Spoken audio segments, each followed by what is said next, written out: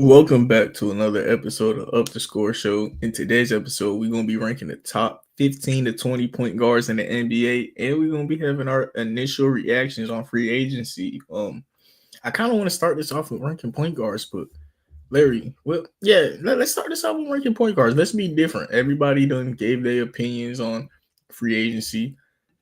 We'll do that after we rank the point guards in the NBA. And Larry, I'm gonna let you start this off. Who do you think is the best point guard in the NBA? I'm good with the SGA. Just coming off the championship, I think he's top 3 in the world right now with Giannis and Jokic in the same category. We got to give the SGA right now. Came off the MVP season, Finals MVP. I think it's him for now. Think he's better than Luka? At the moment, yeah. Especially on the defensive end, he has more talent on the defensive side of the ball. Scoring is pretty similar, I'd say. Shea has been averaging 30 points this season. Luka averaged like 32 points, so they're pretty similar on just shooting and stats in that category. Assist, Luka's better, but I think shot efficiency might go to SGA. I looked that up, but I do think he has a more efficient when it comes to shooting as well. Yeah. If you were to start a franchise, who would you want? I'd probably go Luka. I think I can build around Luka. Luka was better too. I think he came in the league way better than the SGA. So he probably has a higher window. Also, he's been kind of out of shape or just less in shape this past year or two. So hopefully kind of conditioning him, maybe he becomes better, even better offensively. I think I can kind of get defenders to shape it around Luka as opposed to SGA. So, if you were to build a franchise, you go with Luka, but currently you think Shea's better. Yeah. I might go with Shea for both. It's not a bad idea. I think definitely the defensive side of Shea is definitely a reason for that. But I do think Luka's probably the best playmaker in the entire league, next to Halliburton and Chris Paul, LeBron, Jokic. Yeah, exactly. Jokic too. So I just think SGA is not on that talent as far as playmaking and scoring. I do think Luka versus SGA peak for peak. I think I got Luka. Yeah. So I guess you'd probably have Luka, but I'm just gonna ask, who would you have number 2? Yeah, Luka Doncic. Yep.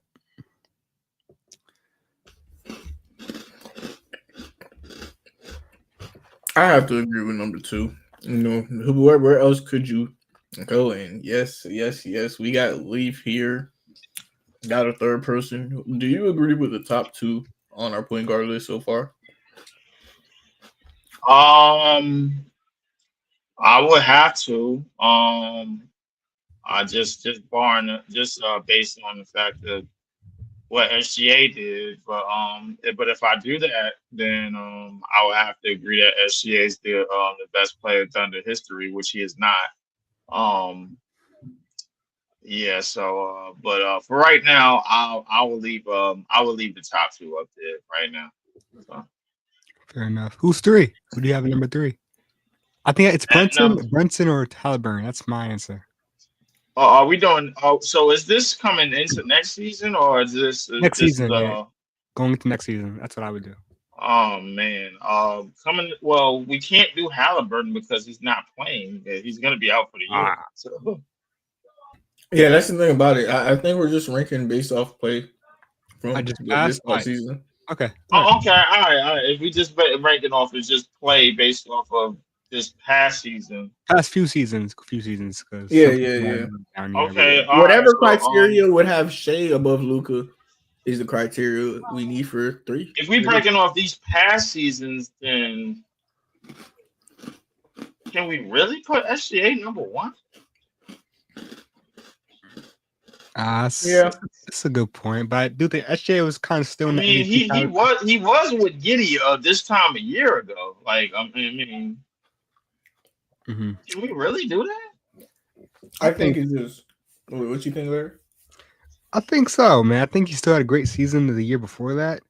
I think he was still. I gotta check his stats real quick. Give me one moment. I think between 1 and 2. The only reason why I'm asking that question is because between 1 and 2, his only comp was Luka for the past 2-3 years.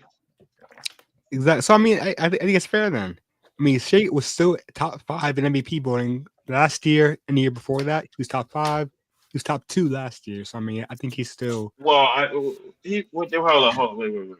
That's hold on. Let me go look at that again. I'm looking at it right now. Top 5 and top 2 last year. I didn't believe it either.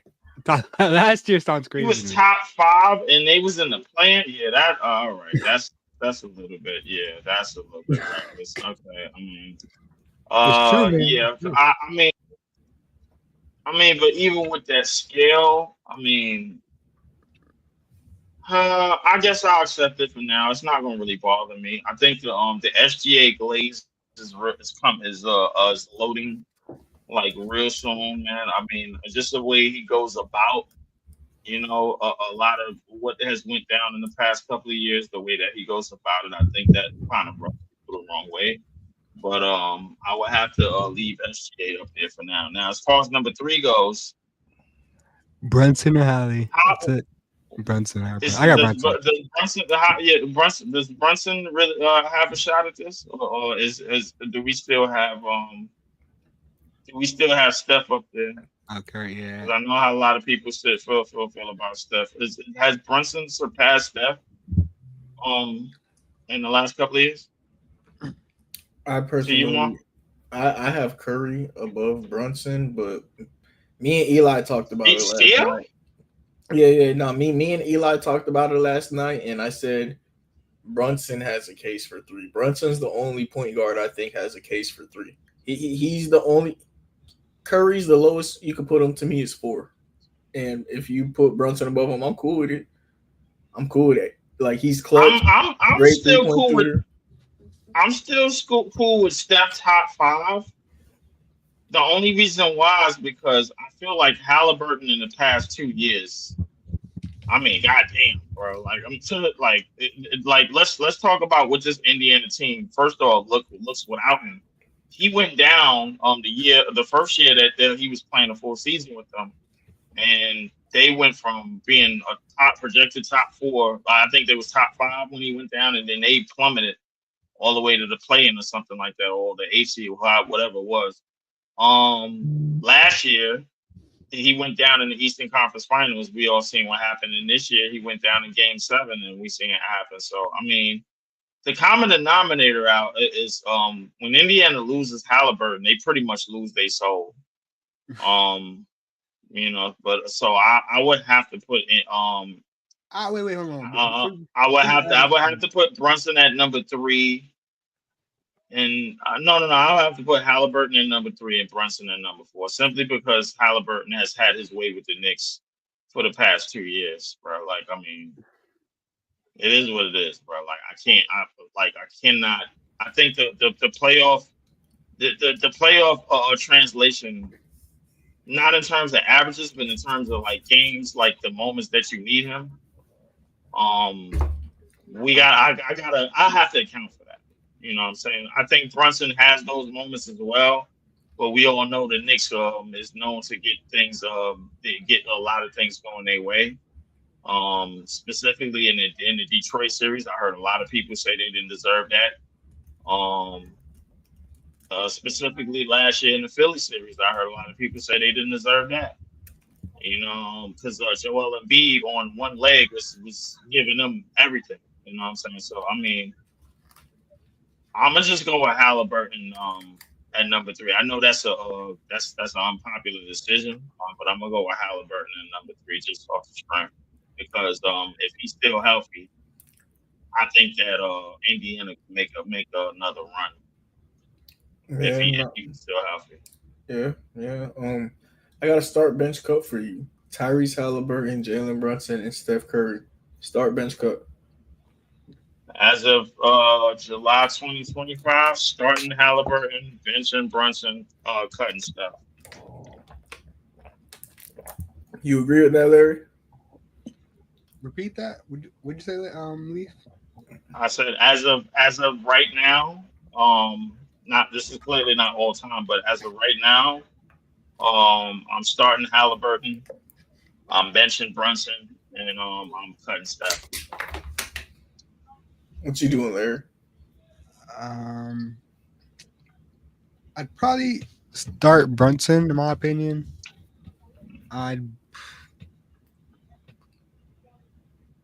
I'm a bench Curry. I'm a bench Curry. I'm a cut Halliburton. We all have different answers. The only thing we have similar is me and Larry would both cut Halliburton, so that makes him number 5. And after that, That's terrible. Brunson or Curry. I guess we could go with Brunson at 3. Yeah. Oh, we going Brunson at 3?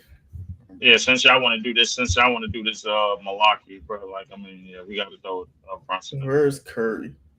Curry, man. Curry is right there. Yeah. Okay, so we got. Okay, I'll go with it. Yeah, I think with the way that this list looks, we basically saying there's not a damn thing that Halliburton can do to jump either one of these dudes. That's basically what I'm saying. Nah. It's just that player archetype, you would always take James Harden over Chris Paul, that's just what it is. And then Halliburton's not even the defender Chris Paul was, so it's like him and Curry. Who's Chris Paul in this scenario? Halliburton.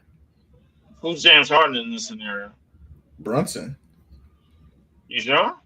Not really, but I'm just saying he's more of a scorer. Like he's not the same level, but like he's a great playmaker like Harden was. He doesn't get a lot of turnovers. He doesn't get as much assists as Halliburton, but he's a mature. I wouldn't call him a great playmaker, bro, but he definitely is a mature half. I think he's based on his shot creation. Yeah, I would give him that. I think he's a better half court player than Halliburton. I know he is actually. It's just Halliburton might be the best freelance full court player in the league. You know what I mean? Like absolutely. That's absolutely the thing about it. Halliburton might. I think he might be. I'm thinking just in terms of the point guard position, the initial concepts. He might be the best at that.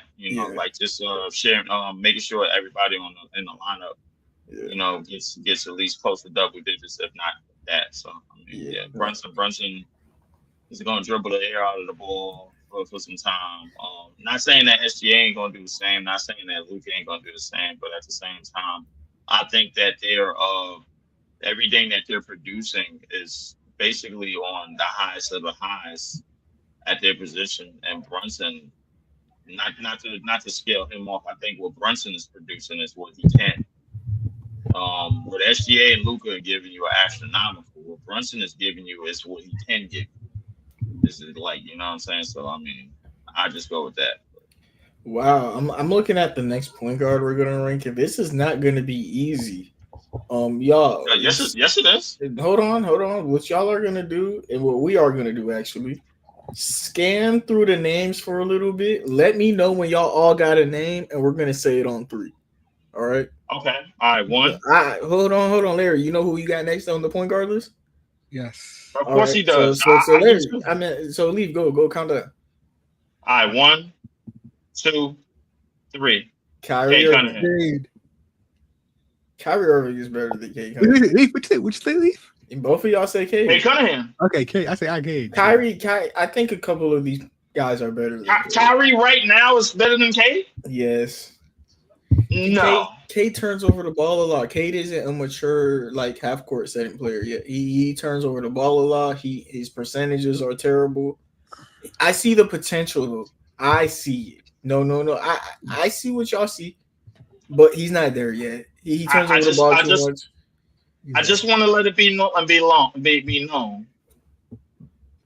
AD, Luka, LeBron. No. Excuse me. Jason Tatum, LeBron James. In the last 8 years, in the last 10 years, that's who Kyrie has played with. Yeah. I understand that. So I'm like, in terms of, and I left out Kevin Durant and James Harden. I think there's a couple people better than Cade. I think Tyrese Maxey is better than Cade. No. Nah, bro. Come on. No. Come on, bro. No. No. I think De'Aaron Fox is better than Cade. No. I think Trae Young is better than Cade. That's okay. That's debatable. That's debatable. I think that's about it. I think I'm willing to give you Trey Young, bro, but the rest of them dudes that you named, no. I think Cade Cunningham's conversation is Harden, Cade, and like no. Harden today? And LaMelo. No, no, his conversation is Trey Young, and that's it. Jamal Murray better than Cade Cunningham. No. Oh no! Oh yeah, I gotta go. Hold on, let me go get something to drink. Am I tripping? Like, can we? Yeah, you are. Yeah, I think you pull are. Up Cade Cunningham numbers. Well, we're gonna go on Basketball Reference. When I watch Cade Cunningham, he looks better than his stats. Like I could agree with that, but like at some point you got to look at the numbers. You know, like if the numbers read 23, 9 and 8, bro, this conversation is over. 26 and the 26? 6 and 9. 26 points, 9 assists, 6 rebounds on 47% from the field, 35 from 3. 47, 35. Not bad. It's not bad. What about his turnovers? How many turnovers did he average a game? 4.5. How many assists? 9.1. No, that's not bad. It's not bad. It's not bad. It's just like we're talking about a top 10 point guard in the NBA. You know, it's not bad. It's not bad. That's exactly what we're talking about. Kyrie averaged 24 points, 4 assists, 4 rebounds, so less stats in each category on the same efficiency. Better from 3, though. I'll say that. Better from 3. Turnover wise, he only had 2 turnovers, but K had double the assist. Yeah. That's what I'm saying. Like what K did wasn't bad. I'm pulling up numbers with a lot of people right now. I'm gonna really just need you to look up turnovers. I think Trey Young is the closest is his comp. Then that's it, bro. I'm not. De'Aaron Fox too. Like, Cade is a no. One thing I've watched about Cade, he's an underrated defender, bro. He be playing defense. He does play defense, man. Shout out to Cade, bro. Because we're gonna have an argument if you a top 5 point guard right now. We're gonna pull up stats, compare them to a couple people. Oh wait, I'm looking up career stats. My bad. This is supposed to be for the choose same seasons for all choices. Doing it off of just last season, mainly. And get results. There's no way I'm putting De'Aaron Fox over him. Okay, so 24, 5, and 6 on 31%. What's this? 31% from the 3,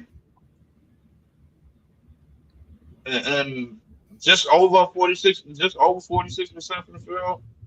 Yeah, come on. Cade's second in points by like 0.2. He's first in rebounds, second in assists. I think it's him, bro. I got him on the guards list.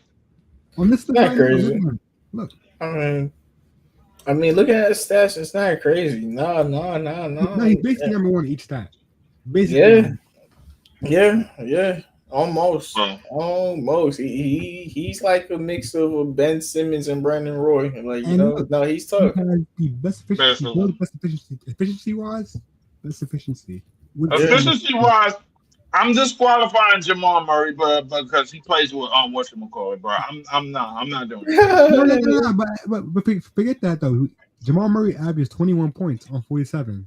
Cade averages 26 points on 47, basically. Basically, the only argument all these guys have above Cade is, what I like is the playoffs, but it's just that they've had more years in the playoffs, and Cade was averaging. Cade in the playoffs, that's where it was. Like, it's hard to put him above some of these proven guys when I saw that he was turning the ball over. Let's do this. Let's do this. Tyrese Maxey in that Knicks series on a scale from 1 to 10.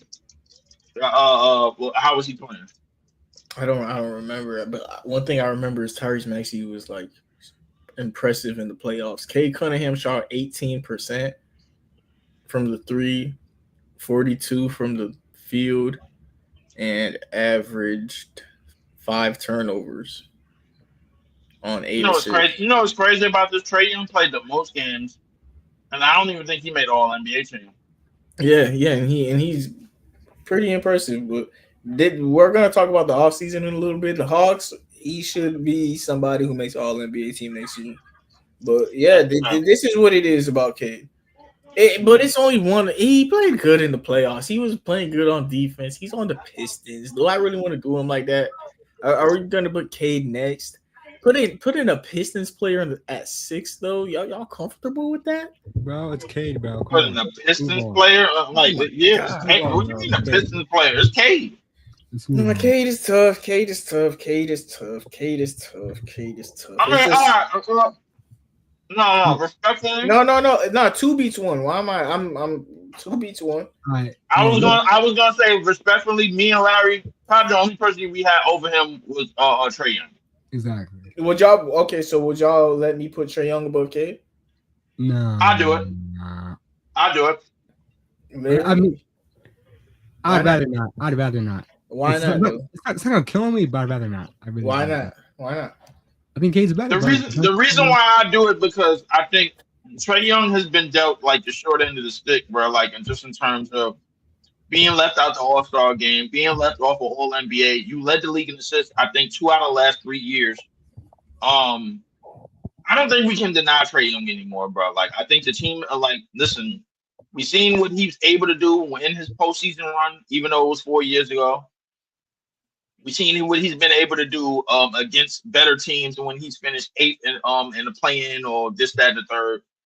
Cade Cunningham just really got started, so I'm gonna give Trae Young the benefit of the doubt because after 2021, apparently the league did patch him on some 2K shit about fouls, and he was still able to average a good amount of assists and a good amount of points. The shooting wasn't crazy, but I mean he was effective.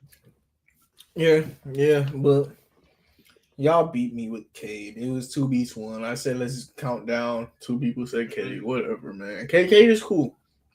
Cade is cool. I even think he's gonna finish very high next year. Like the Pistons, I seen them do. Wait, what have we'll talk about every team in free agency in a little bit. We'll see what we think about Cade Cunningham and the Pistons' chances next season. Who's the next point guard we're gonna rank? Trae Young. Trae Young, yeah. Trae Young. Mm-hmm. And then at 8, who do we got? At 8, how do y'all feel about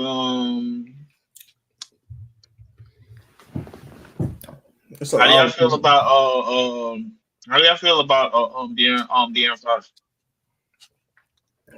Is Kyrie better than De'Aaron Fox right now? Yeah, better than with or without Luka? It's just as an individual player, like Kyrie is on that level of player still to me. Kyrie is really good, Leaf. Kyrie Irving is really good when he plays. That's the thing about it though, is when he plays. Right. When he plays. I think Kyrie's not. Yeah, I think Kyrie's next. I think Kyrie, and I probably got Fox right after. To be honest with you, I'm cool with that. You have Fox above Maxey. Yeah, Maxey, right? Yeah, that's the 3. Yeah, I got Fox. Yeah, I think that's the 3. Kyrie, Fox, Maxey. Right, Kyrie. Now it's a little tricky. Maxey. Okay, hold on. So this our top 10 point guards? Okay. Yeah. Okay. Ja Morant. I don't think I'm mad at it because Ja Morant is like right on the outside. Yeah. Does Jrue Holiday make the list? I think we're neglecting Jrue Holiday. No, we're not. No. Not top 10, but I think he's gonna be in top 15. Nah, he can miss it. I think he can miss it. He could be 15, maybe. He's better than anyone on the bottom row right now. He's better than anyone on the bottom row. That I'm not. Colin Sexton better, but nah, I won't do all that. No. I'm taking Suggs. I'm taking Jrue Holiday. I'm sorry. I might take Jrue Holiday, but what about Garland? Dame's there.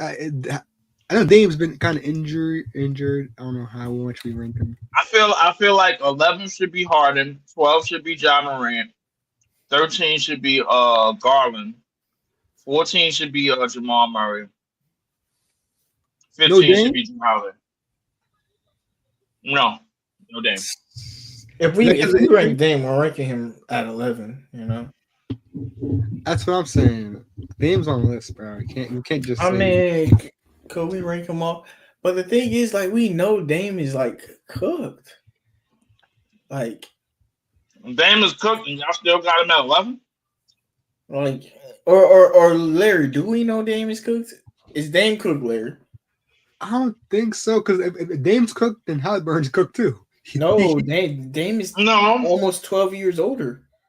Dame is in his late. Is about to be 37. You're right. With an Achilles injury. And Dame is an explosive player. He just got waived. He just got waived. So I mean, Dame might be cooked. He's shorter. Wait, hold on. You have to make a column. Let's make a new column. Market something else. We'll put Dame there. We can't just leave him off. Okay, no. Dame is way more cooked than Harden is. Correct. I agree. As add a new row, just something. I got you. I got you. But Dame. I got you. Name the row Dame. Name it Dame. That's what I would say. Call him cooked. No, I got you, bro. It's the waiver wire. Waiver wire. He's gone. All right, Dame's gone. He's gone. Let's say anymore. It's the waiver wire, bro. No, it's unfortunate. It's Are we putting D'Lo up there too? D'Lo on the waiver wire too? We could put Mike Conley on the waiver wire. We could put Terry Rozier on the waiver wire. I see he beat the gambling charges, but you still on the waiver wire. He did beat the gambling charges. Yeah, he's still on the waiver wire. I ain't gonna lie, Malik Beasley got jammed up. Everybody beating allegations like crazy, bro. They just like, I ain't do that. That's shit crazy, bro. Mm-hmm. Hey, I seen that Russell Westbrook won't sign with the Kings because they couldn't trade Malik Monk. So that sounds like he about to be on the waiver wire. Like, Wait. I got a hot take. No. I got a hot take. I got a hot take though. By the end of this year, Josh Giddey will be a top 15 point guard in the league. Possible. It's possible. He's talented. I just don't think he's a point guard. He is a top 15 small forward. He's the best point guard on that team. Kobe White. Kobe who? White. Who? Kobe White. Nah. He's not bad. I'll be honest, bro. He's probably the best player on the team right now. Josh Giddey. I'm completely honest. Probably Kobe White's the best player on the team. Nah. Josh Giddey is the best role player. I think Josh Giddey role player. Oh wow. Josh Giddey is such a nice glue guy. I get it. He's number one. I'm sorry. I think number one. I get it. Basically, you don't value the way that he plays the point. No, it's not that. I just don't think he's a point. I think it's not because I don't think he's a point guard. I think he's more than that. I think he's a point guard at 6'8". I think he's a point forward. You think he's a secondary? You think he's a secondary ball handler? He actually could be a primary. That's the thing about him. But he's not. The reason he's not a primary, I don't think he's a number one option on the team. You know, like that's why he should be a secondary ball handler. Like even though what I ain't gonna lie, bro. This is a point guard tier list. You have him on the list. He's got to be a point guard. I didn't make this tier list. I just went on. So he has to go or stay because we can't be back and forth. No. I don't care. Yeah, no. He wasn't getting ranked regardless. He's not better than 15 people on this list. I'm just saying, like as a small forward, he is very talented at what I think he is. Yeah, that's fair enough. Yeah. No. I think he's the best player though. I think he's the most valuable player right now on that team as well. I could see that. Nah. Kobe White is. No, Kobe White is. I don't think so. I think it's close. It's a debate, but anyways, we gotta make number 11. Who is Ja Morant? I got Ja Morant number 11. Number 11, Ja Morant. I got James Harden. Number 11, Ja Morant. I got Harden, bro. Harden held down the Clippers all year. I got Harden. I got Ja Morant. I'll go Harden number 12. I got Harden 12 though. I think what Ja Morant gives you is not totally due to numbers the entire year up until the coach got fired. because the ball went back in his hands and then he started going dumb again. But I thought John Morant played a good role point. He played a good point guard role up until even when Jenkins was doing running the offense he was running. Mark, you even said it, bro. Like it's probably the most the 19 and 9 he was averaging was probably the most like the most mindful of 19 and 9. Yeah, We were talking about it earlier this year. yeah, I remember that. He wasn't because he wasn't sporadic. But when he finally got back to I ain't gonna lie, they should like had he not got hurt, I thought the Grizzlies would have tied the series against OKC 2-2. I'm the only person that thinks that. Well, we could probably put y'all here. Y'all at 11 is cool. I would personally probably. What about Harden? I'd have him at 13, I think. Who you got in front of him? Jamal Murray. Yeah, I was thinking the same thing. Jamal Murray? Yeah. If you got Jamal Murray in front of him, you might as well put Darius Garland in front of him. Nah. Darius Garland played very well. Like remember he was an all-star when before he went down, and he was an all-star again. Yeah, but Darius Garland is iffy in the playoffs. Is he? Not iffy, but like he keep getting hurt and he keep being like iffy. Like he's not. He's like. Is he hurt and iffy, or is he iffy or hurt? It's both, you know. But like at the same time, he's not a choker. Iffy and hurt. I don't get that. Because like he's like, I don't know, bro. He's not a good defender, so when he's not on point hitting his shots, it looks bad.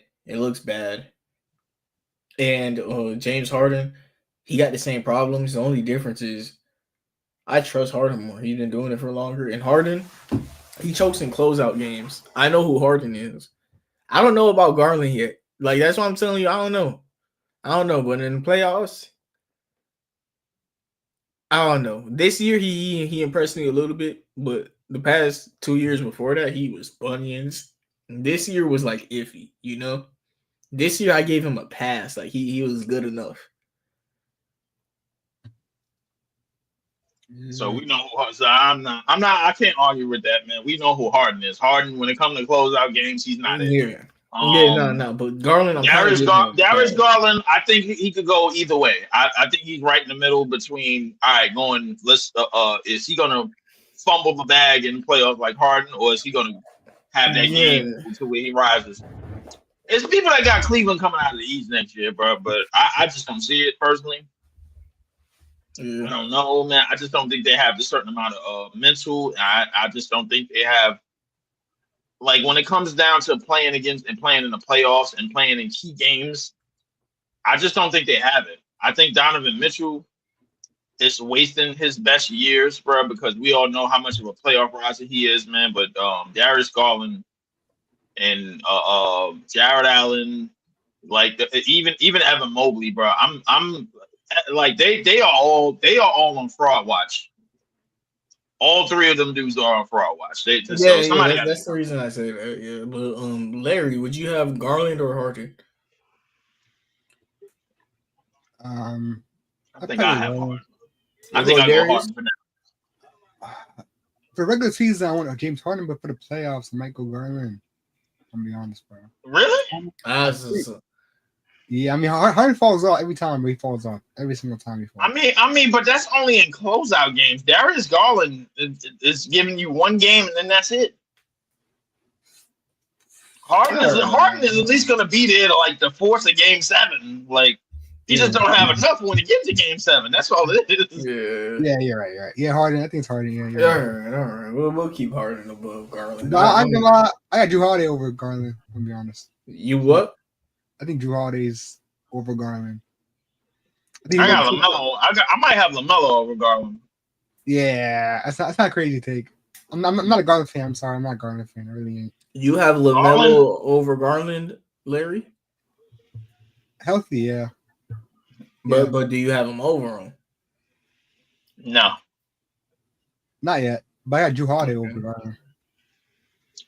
I don't know if I got Drew Holiday over him. I don't think Drew Holiday hasn't had them responsibilities in a while. So I'm gonna just keep it at Darius Garland for now. If you want to put Darius Holiday last, I'm cool with that. But yeah, because the rest of these point guards, this shit is looking. I It's know not who. looking good up here. You know, to be honest, I know who The I put rest of right the here. rest of these point guards are not playoff point guards, bro. Like just that they're not. I mean, one of them is your most improved player this year, Who's that? Anthony Simons.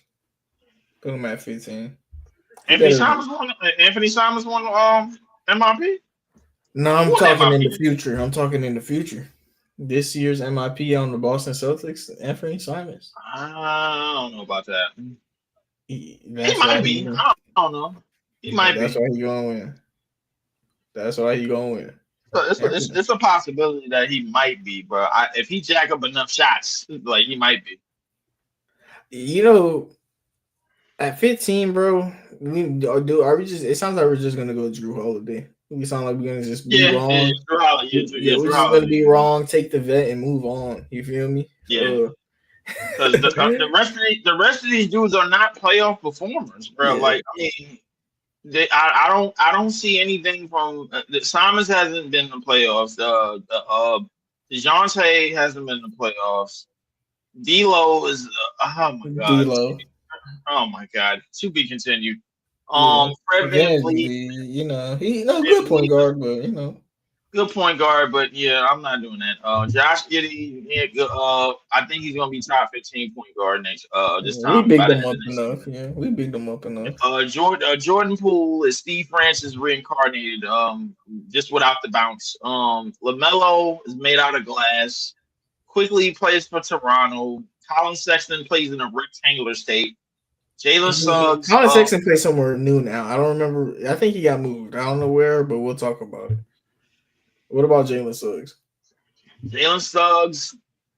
I actually like Jalen Suggs, and I think he gonna go crazy this year. I ain't gonna lie to you. Yeah. And him and Tyus Jones. I think they gonna go. They both on the same team now. So. Yeah. Oh yeah. Tyus Jones is back in that backup role. Yeah. And that Orlando team is deep. Yeah. And I think we still got room for more conversation. Did we? Added plenty of guard play in Orlando, but yeah, our rest of conversation is gonna be the shorts. Gonna just rank these point guards, go over the list, and then we're gonna be talking about free agency and end off the episode. Larry, can you rank me your top 5 point guards in the NBA? Number 1, I got Shai Gilgeous-Alexander. 2, Luka Doncic. 3, Jalen Brunson. 4, I got Steph Curry. And 5, got Cade Cunningham. All right, Leaf, can you rank me your top 5 point guards in the NBA? Number 1, I got Luka. Number 2, I got SGA. Number 3, I got Halliburton. Number 4, I got Brunson, and number 5, I got Steph. All right, Larry, you can ask me. Mark, can you name your top 5 point guards in the league? Number 1, I got Shai Gilgeous. Number 2, I got Luka. Number 3, I got Curry. Number 4, I got Brunson. Number 5, I got Halliburton. Leaf do not agree. We did a start bench cut. We did that. May as well just get a would you rather out the way. Leaf, I got a would you rather for you. This is the Cade Cunningham edition. I'm gonna name you a couple players. You tell me would you rather them or Cade Cunningham? LaMelo Ball. Cade. Trae Young. Tyrese Halliburton. Cade. No, Tyrese. I thought you said Tyrese Maxey. Tyrese Halliburton. Yeah. Give me Halliburton. Tyrese Maxey. Cade. John Morant. Wow.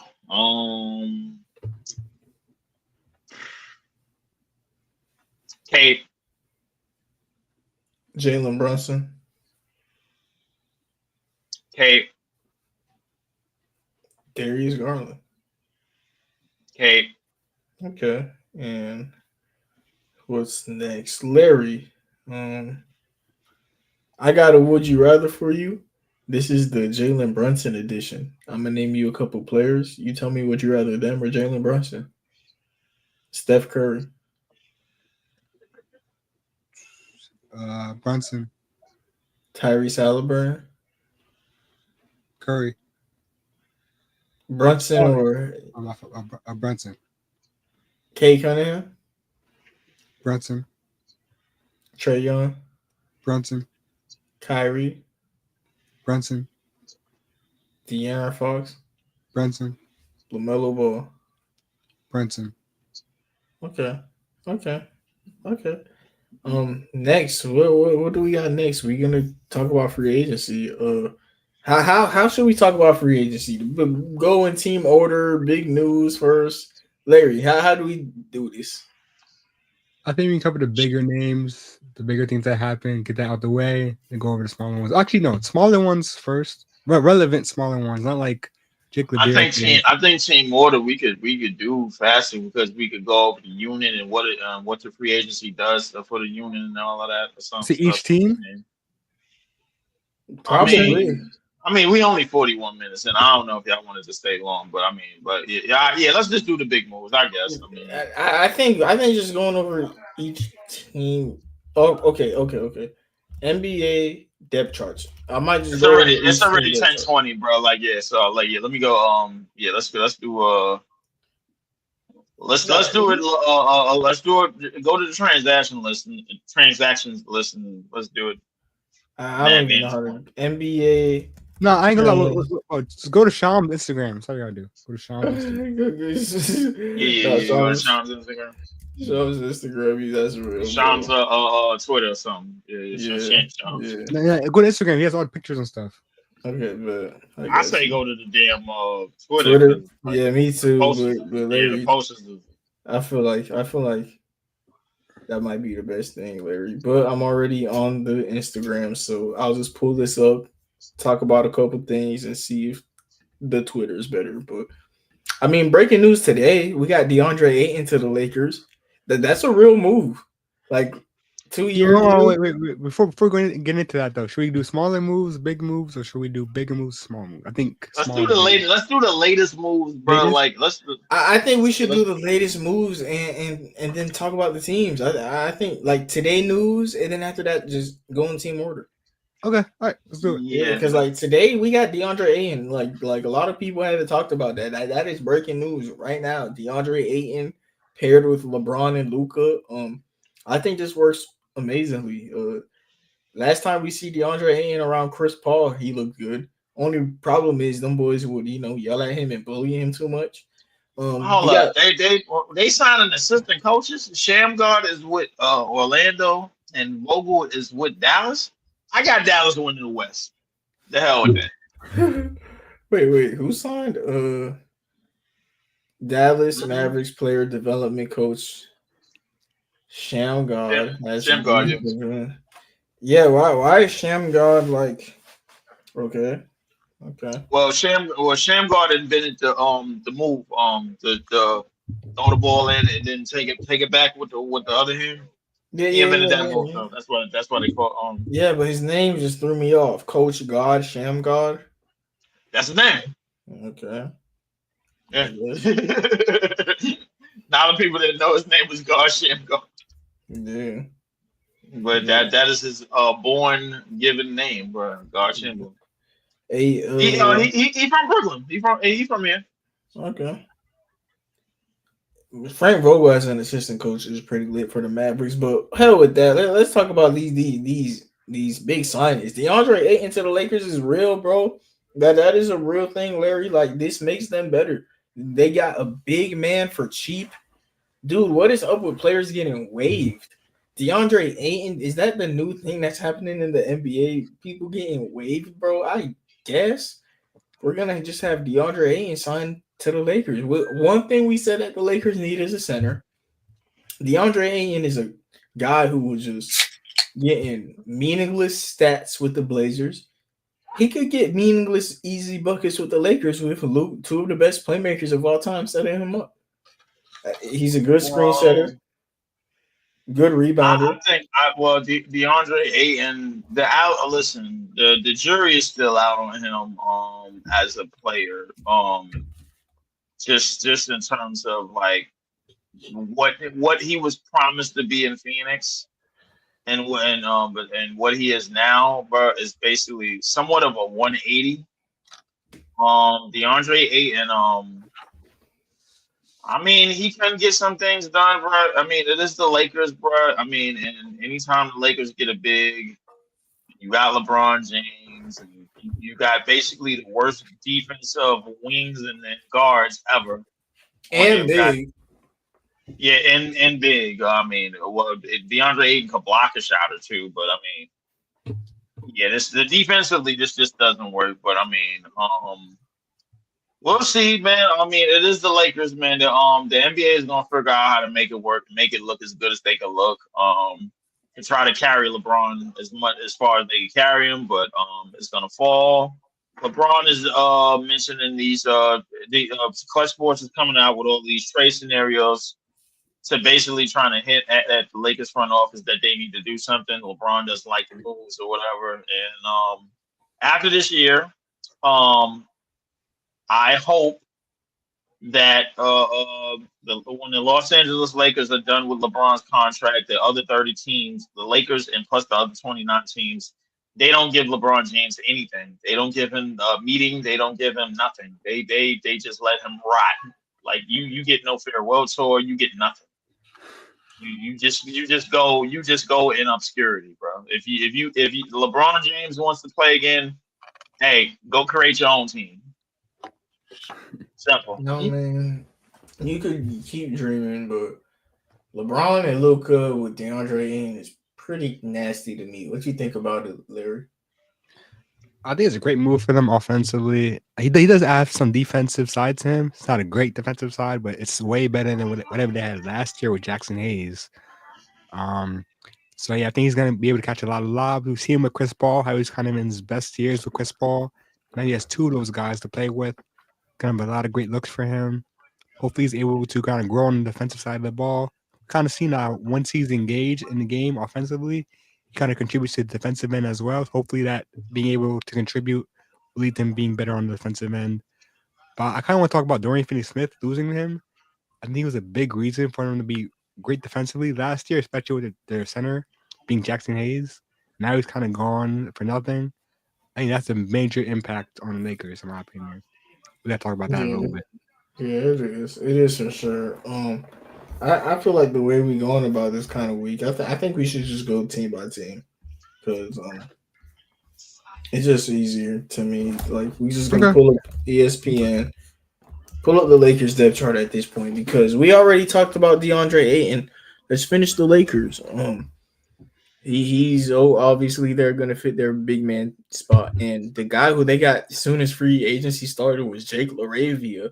Okay, not terrible, but he's gonna be a shooter that's gonna be able to plug into the lineup, and he's a shooter. Like, cause he out rebounded us when we played him, bro. Like, I mean, I didn't see shooter. Is Jake LaRavia? I'm pretty sure he's like an Evan Fournier lead. I think that's what Evan Fournier. Oh wow. Yeah, I think that's what they want him to be. But yeah, he out rebounded us, man. I don't know. He might be a little bit more athletic than that. What is he? 23, 6'7", not bad. Yeah. Shooter. I think that's what he's wanted to be a shooter, and maybe JJ his free throws indicate that maybe he should. I don't know if he's a shooter. I don't know if he's. These numbers indicate rebounding to me. That's hilarious, man. He is 6'7", grabbing like some boards for real. Yeah, I mean, we'll see. The Lakers want him to shoot, and it seems like he's gonna get hustle player to me. Yeah, and that's what I feel like the Lakers are like the people that are the Lakers are like the people that Vince McMahon hired to be like around like the part of the creative team, bro. Like they don't really know what they're doing. They're just like, oh, this is a white guy, let's go get him, and then it turns out to be nothing, and because he's playing in the Laker uniform, then they blame it on the bright lights and this. Man, I don't know. No, I'm seeing what JJ Redick likes. Dalton Connect, man. Come on, man. JJ Redick starting to look like Masai Ujiri. You give him a 6'7" player, and hey, you 6'7", bro. You should be able to do everything. You can rebound a little bit. You can pass a little bit. He's seen 6'7" and Jake LaRavia shoot 40% from three before. Hey, you got Luka and LeBron passing to you now. Hey, do that again. Type. You just seem like what the Lakers think. Their whole identity is just gonna be Luka, LeBron, and Reeves creating for these play finishers, and it's not crazy. Like the Lakers actually have a legit chance, bro. When we talk about the West and they dive into the teams, we'll see what we think about them. But Ayton is a real signing. That is like something that they could have beat the Timberwolves with if they had. Now their rotation has won. So when you say the Lakers got a real chance, all right, let's just go over like what we think. Are the Lakers better than the Rockets? The Lakers, if the thing is, you never know with KD, they could be like there's some teams that they can't be better than. There's some teams that there's no world they could be better than. The Rockets are one team that they could be. They could. And okay, there's teams that they can't be better than in no world, and they are the Thunder. Thunder won. Maybe the Nuggets. Yeah. Nuggets too. Wait, hold on. For what? This year, can the Lakers? Is there anywhere where the Lakers can be better than the Rockets, the Nuggets, the Mavericks, Thunder? Am I missing? I don't know about the Spurs. I swear, no. Who's better though? This list right now with the Spurs, with De'Aaron Fox and Harper. What do you think? I would just say the Lakers. There's no word where they could be better than Minnesota. There's no word where they could be better. Wait, take that back. Minnesota, they can beat Minnesota. I'm sorry, I'm jacking that. Oh my god. I'll stand. Minnesota just dog off them in 5. Because they have a 5, man. Because they didn't have a 5. So that's one of the biggest. I don't think DeAndre Ayton changes anything. I think he does. Like in the case of Minnesota, I don't think he changes anything. I think having that 5 is definitely gonna be important. But you're right. I realize no Dorian. I think Dorian Finney-Smith is one of the biggest.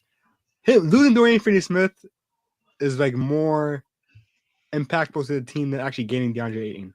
I think I'm gonna say that. I think I'm gonna stand on that because I really think Dorian Finney-Smith was a big defensive reason to this team.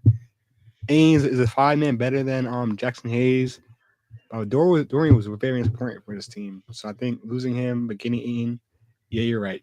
They can't do nothing. Not a damn thing. Okay, so so we got Denver, we got OKC, we got Minnesota. They're not better than. We got a couple of teams in whatchamacallit, they're not better than. I don't even think they're better than the Clippers right now. Yeah, no, I don't think Memphis. Memphis, they might be better than because Memphis. I think they might get. Nope, they're not better than Memphis neither. Nope. They ain't even better than them. Nope, I think they're not better than Memphis. I think you're right. They ain't better than Houston. They ain't better than Dallas. Like the Lakers are realistically not better than anybody. It's the NBA that's going to carry them into people thinking that they're going to be better than people. What's the next move, man? We're on the Warriors. It seems like they've done nothing. So it seems like skip right. What the hell? What they did? No, Kuminga. What's going on with Kuminga? Al Horford. No. I don't know about Kuminga. Al Horford. Yeah, Al Horford. Now, Al Horford's tied to them right now. He's tied to them right now. Al Horford on this team, they might be favorite. No. If Al Horford's on this team, this might legit be one of my favorites. Al Horford on the favorites for what? For a champ? Al Horford on this team? No. Yes. No. Yes. If Al Horford is on this team, this is a legit team. Yes. Leave. Stop this. Leave. You're telling me since the trade deadline they added Jimmy Butler and Al Horford, that's really good. Stop it now, Marv. Come on. Bro, Stop it. They're gonna dude, that would be the best center the Warriors had in a while. Stop it now. No. He fits next to Draymond. No. Dude, he guarded Cat well. He guarded Cat well. I understand he's old, but like this is the perfect team for him. On a bunch of old This is not the perfect. This is the perfect way to say, this is my last year in the league, bro. I'm done. Yeah. No, do that. Do that with Curry and Jimmy and Draymond. Yeah. Dude, they run Draymond at center. Damn team needs to retire. Jimmy, Draymond. Bro, goddamn. Sign Jonathan Kuminga. Stop playing games. You are going to rule the day. God damn it. You are going to rule the day that you don't sign this young man. He dropped 30-something in the playoff game without even getting minutes before that, bro, because you refused to play him. Just put him out there. You ain't got to run shit. Just put him out there, let him go, and let everybody else do the X's and no shit. Stop with the BS, Steve Kerr. You are not signing no damn Al Horford and winning the title. You're not doing it. Well, hold on, it gotta happen first. We're not gonna talk about something that ain't happened. If it happens, Leaf, we'll talk more about it. But a team that's made a lot of changes, I ain't gonna lie. Every team that loses Kevin Durant get better, bro. It's crazy. That's a fact. That is a fact. Look, this I don't know where we got better at, but I'm gonna say that's a fact. Just like the vibes, the vibes on this team look better with Kevin Durant not on the roster. The vibes on the team look better. I'm sorry, bro. Just the depth chart look. Even though Kevin Durant was the best player on this team, dude, this looks like an actual roster that has a direction, and it's not to the NBA Finals. You know, like we see that, we all can realize that, and they have a bunch of shooting guards they got to trade. I don't know which shooting guard getting moved, how they getting moved, but their center rotation is legit now. They got 3 centers I like, maybe even 4 with Osa. See if he can play some of the 5. Their 4-man rotation is cool with Ryan Dunn. You know, now you can legitimately give the young guy an opportunity to try and earn his way to being a starter. But really, what I like that the Suns did is they built an identity, I almost want to say, with Dylan Brooks at small forward. In my opinion, you should run Dylan Brooks at small forward, Devin Booker at shooting guard, your favorite center, and then you figure out the point guard and power forward position. I don't really know what the Suns do with Jalen Green and Bradley Beal. Is there any teams y'all see acquiring either one of those players? I like Jalen Green to Memphis. I will say that. I think they get a good amount of what they lost in.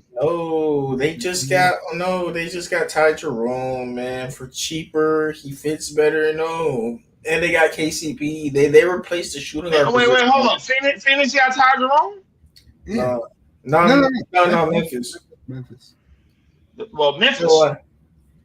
That might have been a big pickup. Yeah, exactly. So like they wouldn't need Jalen Green, you know. But I'm saying. Cole Anthony and KCP contract matches Jalen Green. I'm not gonna lie, bro. Jalen Green is on a fast track to being a goddamn 6 man in this league, bro. No. I agree with you, but right now he's making $33 million. I think if you swap him for KCP and Cole Anthony, money works perfectly. Brings back what you lost in Desmond Bain, some of it at least, and you retain all the draft capital from the Orlando trade. Cole Anthony got released. No, he didn't. He did? Yeah, he got released. Damn, man. I wanted to use him in a damn trade. How did he get released? Nah, I told y'all, he's not good, bro. When I watch the Magic, he literally just comes in and throws possessions on fire, bro. Him getting released was a good thing. Or maybe I'm just hating. He should. No, he didn't get released, bro. If he ain't get released, he's gonna. I'm sorry, I'm hating then. I thought he got released, man. Maybe I just see him play basketball. No. Memphis is trying to move him. But I'm saying move him and move KCP. Get Jalen Green. He's cheap. He's gonna be super cheap. Don't nobody want Cole Anthony, bro. And the Suns do. They're no point guard depth. Colin Gillespie and Booker. That's your point guard depth. No, they'll take him. They'll take a Cole Anthony. I don't know, man. I would just. I like the move. I like it. I'd rather start Jalen Green at point guard than Cole Anthony. And But you know I don't even like Jalen. But look, I ain't get a first- Cole Anthony is a certified bench player in this league. Yeah. Certified bench player. I agree with you. But the thing is, they already got Scottie Pippen Jr. over there in Memphis, bro. So I think Yeah, he played that two. was just a pickup. How do you play 2 guard? Can he play the 2 guard? Ty Jerome and Scottie Pippen Jr. as your backup backcourt. What's the problem? No, Why? because the starting lineup is simple: Zach Edey, Triple J, Jalen Wells, KCP, John Morant. Now, you wouldn't trade KCP for Jalen Green? Just one pick and KCP. No. for Jalen Green. No. Really? I'm out, bro. I'm out. I'm You sorry. want Jalen Green? You want Jalen Green in the same in the backcourt with John Morant? Are you No, smoking? bro. Yeah, Larry. No. I'm saying, look. What are you doing? I get it. Jalen Green's not the best person that you want, but you can get him for super cheap. No, Larry, bro. no. 32 million is not. Larry, they just signed Triple J to a Supermax. They are not picking up $33 million to pair next to John Morant while Triple J gets surgery for turf's toe. But look. The money matches perfectly with Cole and KCP.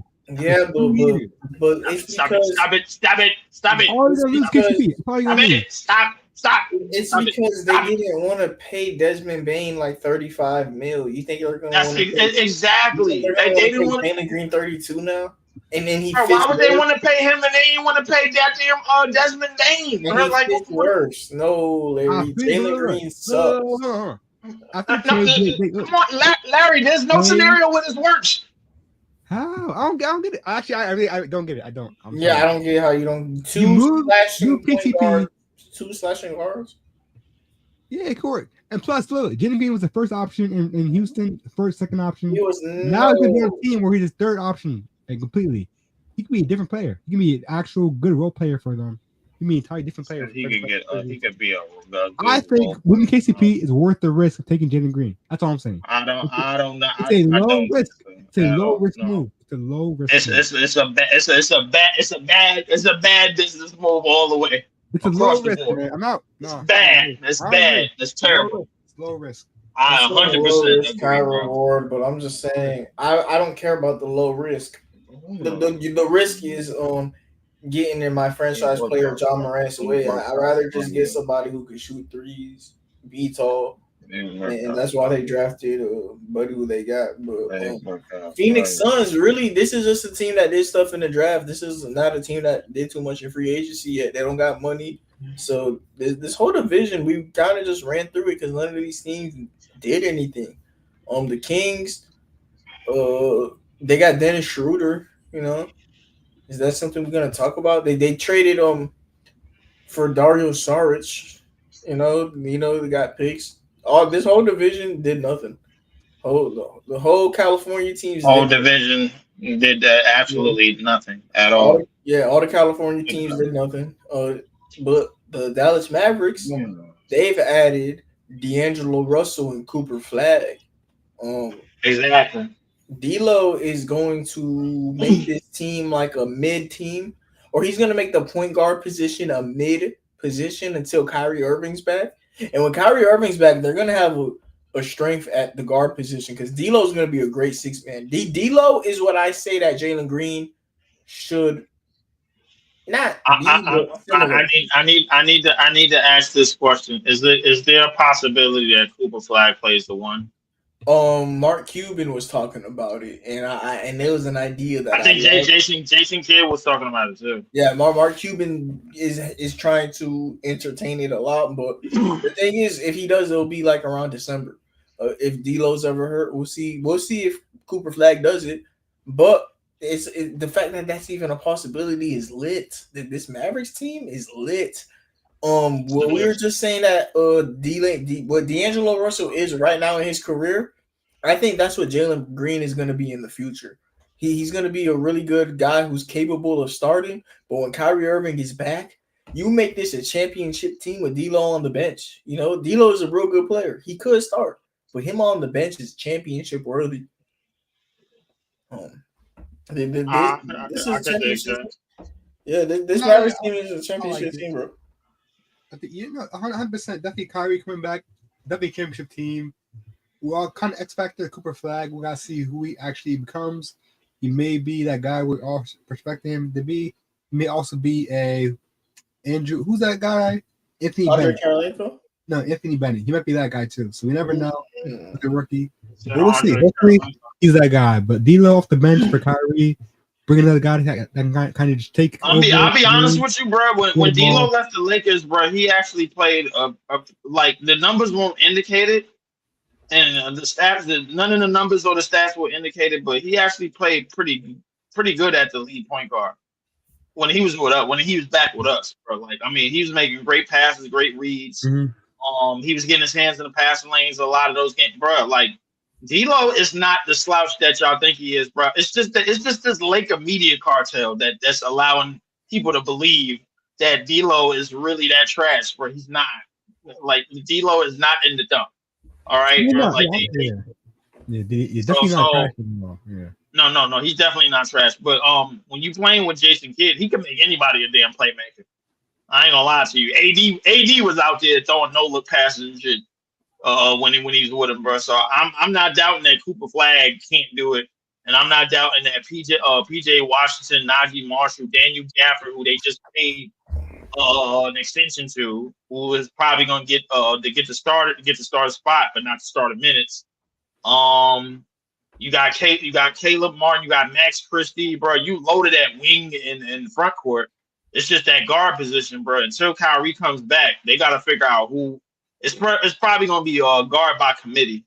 You know what I'm saying? So like they got to find out who the best person is to put the ball in the hands of, bro. It might be Cooper Flag, it might be D'Lo, and it might be AD. Who knows? But they got to figure it out. This Mavericks team is super deep. I'm counting in my head right now. I got them in the finals, bro. They have 4 people to play each position group. They have 4 centers up to Dwight Powell because Anthony Davis could play center if one of those guys are hurt. Right. If Anthony Davis is hurt, they have a power forward rotation of Cooper Flag, PJ Washington, Caleb Martin, Isaiah Marshall. Like they still got power forwards if AD is hurt. So even if AD is hurt, this team small forward position they stacked. The guard position they stacked. They could go big ball with Cooper Flag at point and Isaiah Marshall or PJ Washington at small forward. They have so many ways they could go. I'm not gonna lie, Jason Kidd is in the factory right now. Yeah, no, he's like Dr. Doofenshmirtz right now, bro. Like Dr. Doofenshmirtz. Yeah, he got a lot to do with, bro. Perry the Platypus need to stop him. Perry the Platypus. Yeah, bro. Perry the Platypus, the only thing that can stop him, bro, and that is Kyrie Irving. If he is going to play or not, Kyrie Irving's the double agent on this team. Is he gonna play or not? Literally, this team can literally just walk into the final. I'm sorry, this team is crazy. Defensively, spacing the court wise, they have everything that they need to be a championship team. Houston Rockets, this is a team that they've made some of the most noise in free agency so far. They got KD, they got Dorian Finney-Smith, they got a center rotation with Clint Capella back. Rockets fan, what you think about your team, man? We definitely made a lot of good moves. Bringing in Kevin Durant, re-signing our vets in Aaron Holiday, Tate, and Jeff Green. Clint Capella was a surprise to me bringing him back. He was one of our guys a few years ago in the playoffs. The James Harden team. So love our roster. We have great depth. My biggest question is Cam Whitmore. I think he's kind of not pretty upset with his current minutes and things of that nature and opportunity. I think I'm probably gonna end up losing him. He's probably gonna end up going somewhere else. So I want to see Cam Whitmore paired with Jock Landale for a trade for $10 million player. I think that's gonna be a final move for us. I think I just got to see what happens with Cam Whitmore. Because I don't think he's gonna stay on the Rockets this season. I don't think he's happy with his position right now. But we'll finally get to see some Reed Shepherd though. I'm happy about that. Let's see what he actually becomes. Didn't get a lot of playing time. Jabari Smith Jr. got extended as well. He's been a great role player for us. It kind of just depends on Kevin Durant if he's going to be Kevin Durant that we all know and love.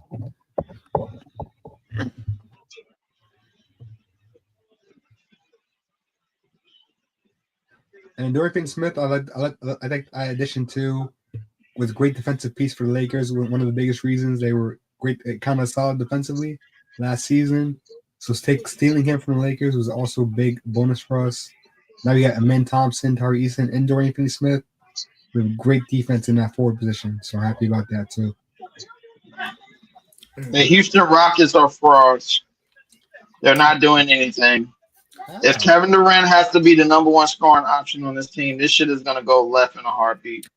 What do you mean? This is like the only situation Kevin Durant could have a chance in. He has a chance with the Rockets because look, the team didn't get completely depleted for him.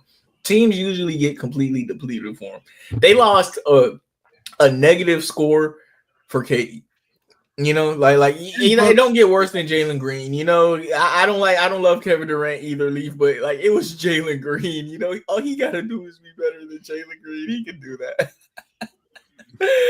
He can be better than Jalen Green, defensively and offensively. Like, no, he cool. That's fine. But the problem with Kevin Durant, he's gonna be getting the bulk of he's gonna be getting a shitload of grenades once Houston starts getting into half court situations, bro. Like if they don't run up and down the court and they don't get easy layups and easy buckets off of defense, and if they don't create off of transition, if they don't dominate the rebounds like they've been doing, if they don't get as many second chance opportunities as they've been doing last year, which made them a 50-something win team in the first place. Kevin Durant is just going to be the basically the grenade guy in a lot of situations out there. Whatever people think Amen Thompson is going to turn into, it's not going to be with this lineup because Kevin Durant is going to be in a lot of those mid-range spots and a lot of those close-range spots that Amen Thompson is trying to get to. Fred VanVleet is going to have to turn water into wine with all of the shot jacking that he does.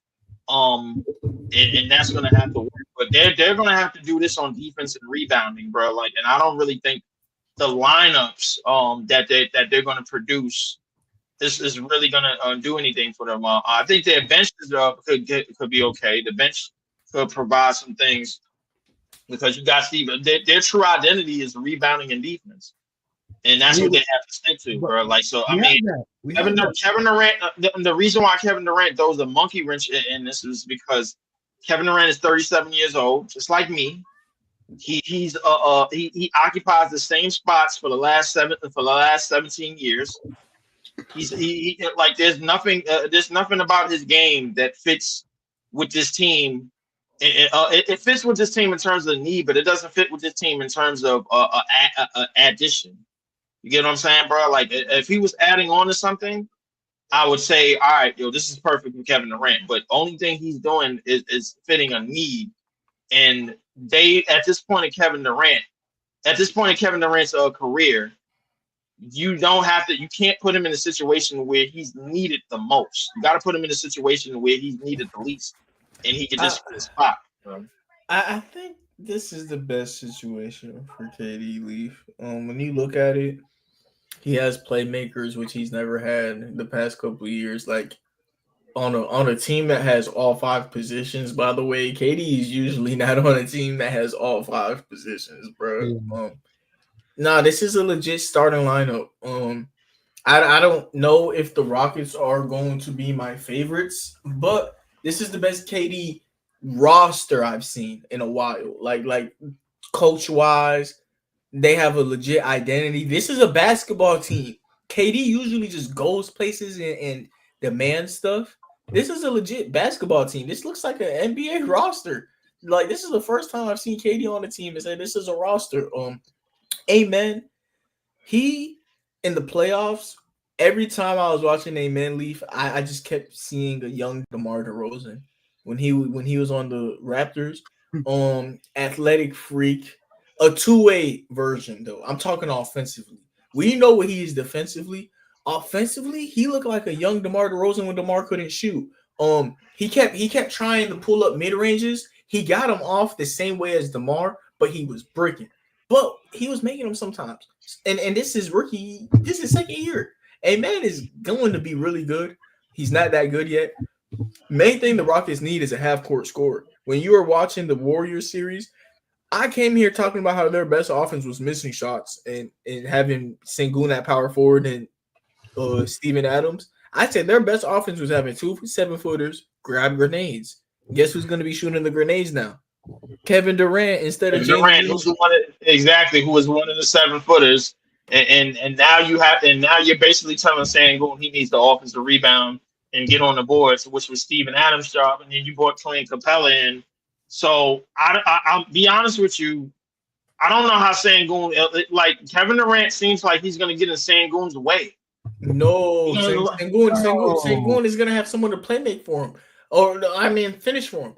Jalen Green was in his way. Jalen Green is a scorer. That Jalen Green and Kevin Durant do the same thing on the court. Only thing is one of them is good at it. The two of those guys are asked to go in the game and score. Kevin Durant is going to score 25 a game efficiently. He's actually going to give Sengun more shot attempts because it's going to take him less shots to get to 25 than it would for Jalen Green. That's good and all, but I just need to know how this is going to help the Houston Rockets duplicate their half-court offense was terrible last year. Kevin Durant, he's one of the best half-court scorers, and they needed a closer. They're going to be able to run the pace still. They have Van Vliet, Reed Shepherd. Those are three-point playmakers. Those guys, like Fred Van Vliet, if he's not shooting a three, he's usually passing the ball.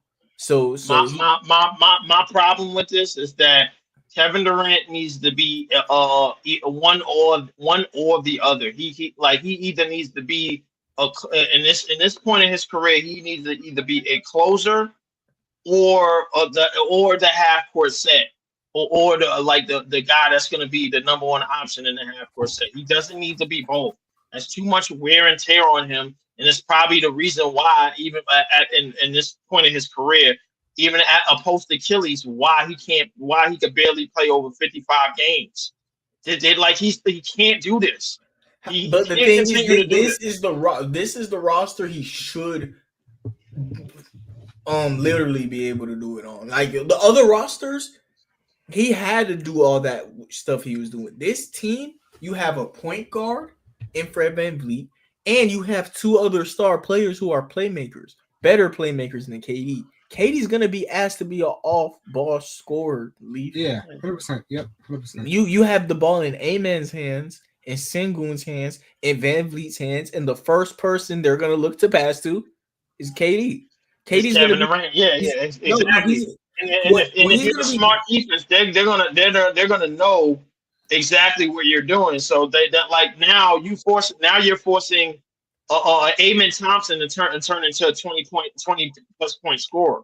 Now you're forcing Sengun to turn into a 20 plus better than asking Jalen Green, because he was defensively bad, playmaking bad. You're asking more out of these guys and to pass to wide open KD. What you're asking KD to be is Rashard Lewis, but a closer. That's what I'm asking KD to be. Rashard Lewis and close. I think in terms of creation, bro, like, listen, Jalen Green was the best that Houston Rockets had for a reason in terms of that last year's roster. There's a reason why Amen Thompson, bro, wasn't that good of a self-creator. There's a reason why Alfred Sengun is, even though he showed flashes, wasn't that good of a self-creator, bro. Like, they dropped the ball to him in a post, and he's great on the block, and he's great from the free throw line in. And he can spot up and shoot the three a lot of times too. But you're telling Sengun, bro, I need you to turn into Joker, bro, because KD is here, and all you really got to do is give him the ball, and you should be able to get you down for it. I just feel like helping off of Jalen Green is easier than helping off of Kevin Durant. I think those guys are going to have more room to operate. It's just what it is. And Kevin Durant's a better defender. Kevin Durant gives them salary cap in the future because he's going to retire eventually. Jalen Green was on a bad contract. Kevin Durant is going to be worth it. This is just the right move in every sense of the word, literally. Yeah, and then you got Darian Finney-Smith. What's up? Yeah, so I'm confused, Leaf. So you're saying KD gets in the way of this team more than Jalen Green? That's kind of what it sounds like. Is that what you think? No. I don't think this has anything to really do with Jalen Green. And just in terms of like with Jalen Green, what you have is more like what you get in transition with Jalen Green and in terms of athleticism and like the easy shit. At this point in his career, Kevin Durant, you just thinking to yourself, Kevin Durant is more secluded to the half court, which is what they needed. But at the same time, I don't think they needed it at the expense of sacrificing what they do best, and that's turning defense into offense. Yeah, but you need defense for that, and the new guy who's going to run the break is Amen. It's not about Jalen Green. Amen is replacing Jalen Green.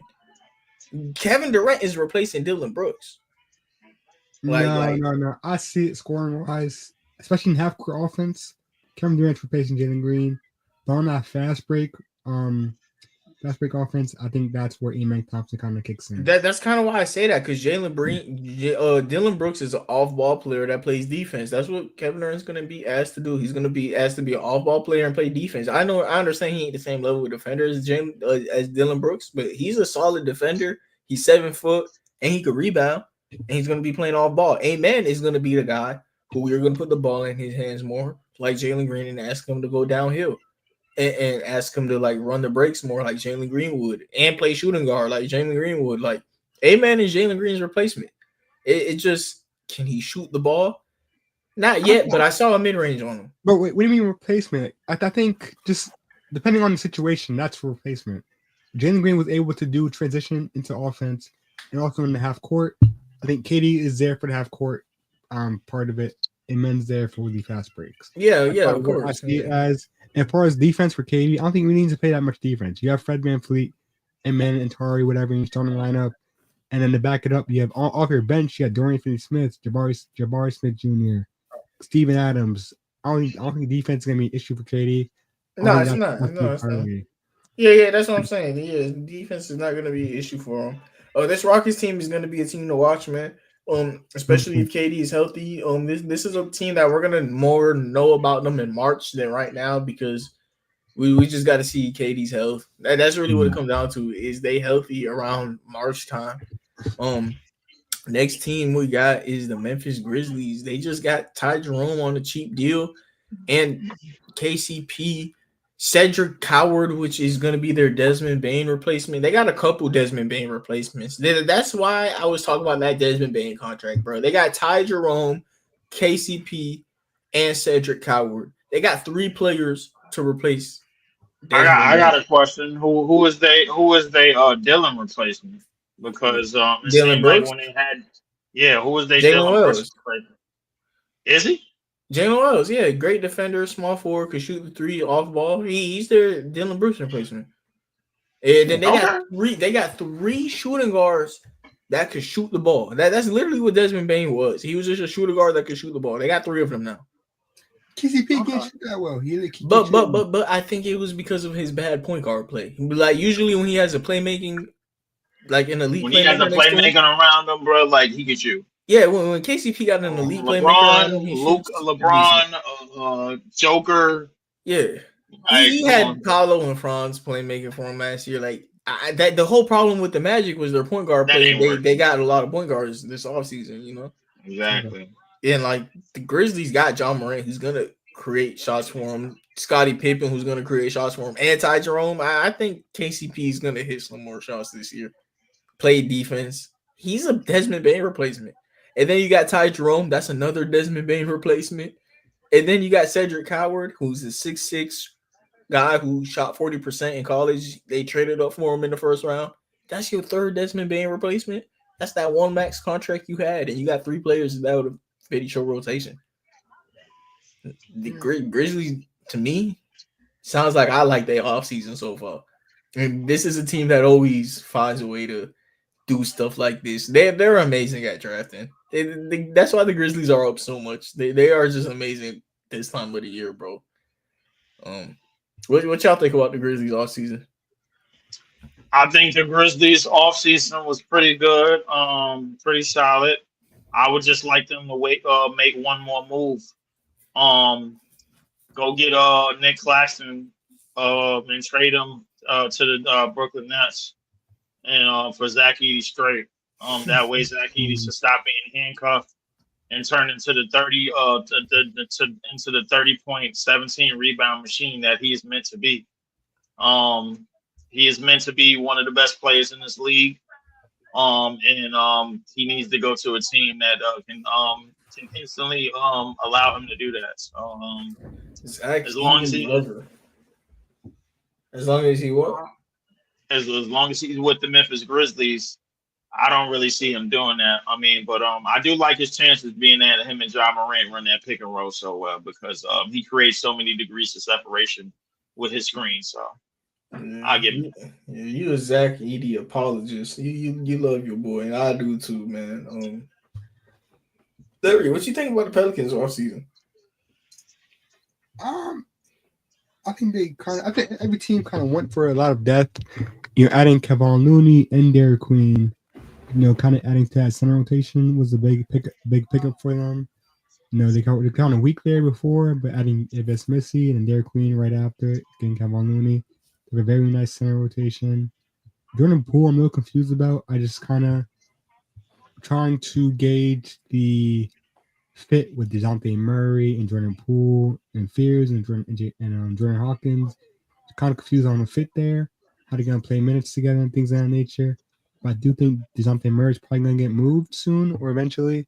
Pairing with some draft capital, I think he's probably going to get moved. I'm curious to see Jordan Poole fit on this team with Trey Murphy and Zion scoring. I think Jamal Fears can be a good point guard for them, but he needs room to develop. So DeJounte Murray is probably going to get the way of that. So Jordan Poole. Hawkins, I still want to see him. We haven't really seen too much of him either. So I think they have a lot of people on their team that they have potential, but they're not getting the playing time because they have people in the way like DeJounte Murray and things of that nature. And I still want to see Herb Jones. I'm not sure what they're going to do with Herb Jones. They can keep him or not. I think they have a lot of talent on this roster and they don't really have a lot of playing time to maximize what they have on the roster. It's similar to the Brandon Ingram situation, why they moved off him, and then they kind of gained it right back with Jordan Poole and Jeremiah Fears, all these role players. So curious to see how they fit everybody together. Yeah. Oh man, dude, this is a team because they traded their first round pick to the Hawks.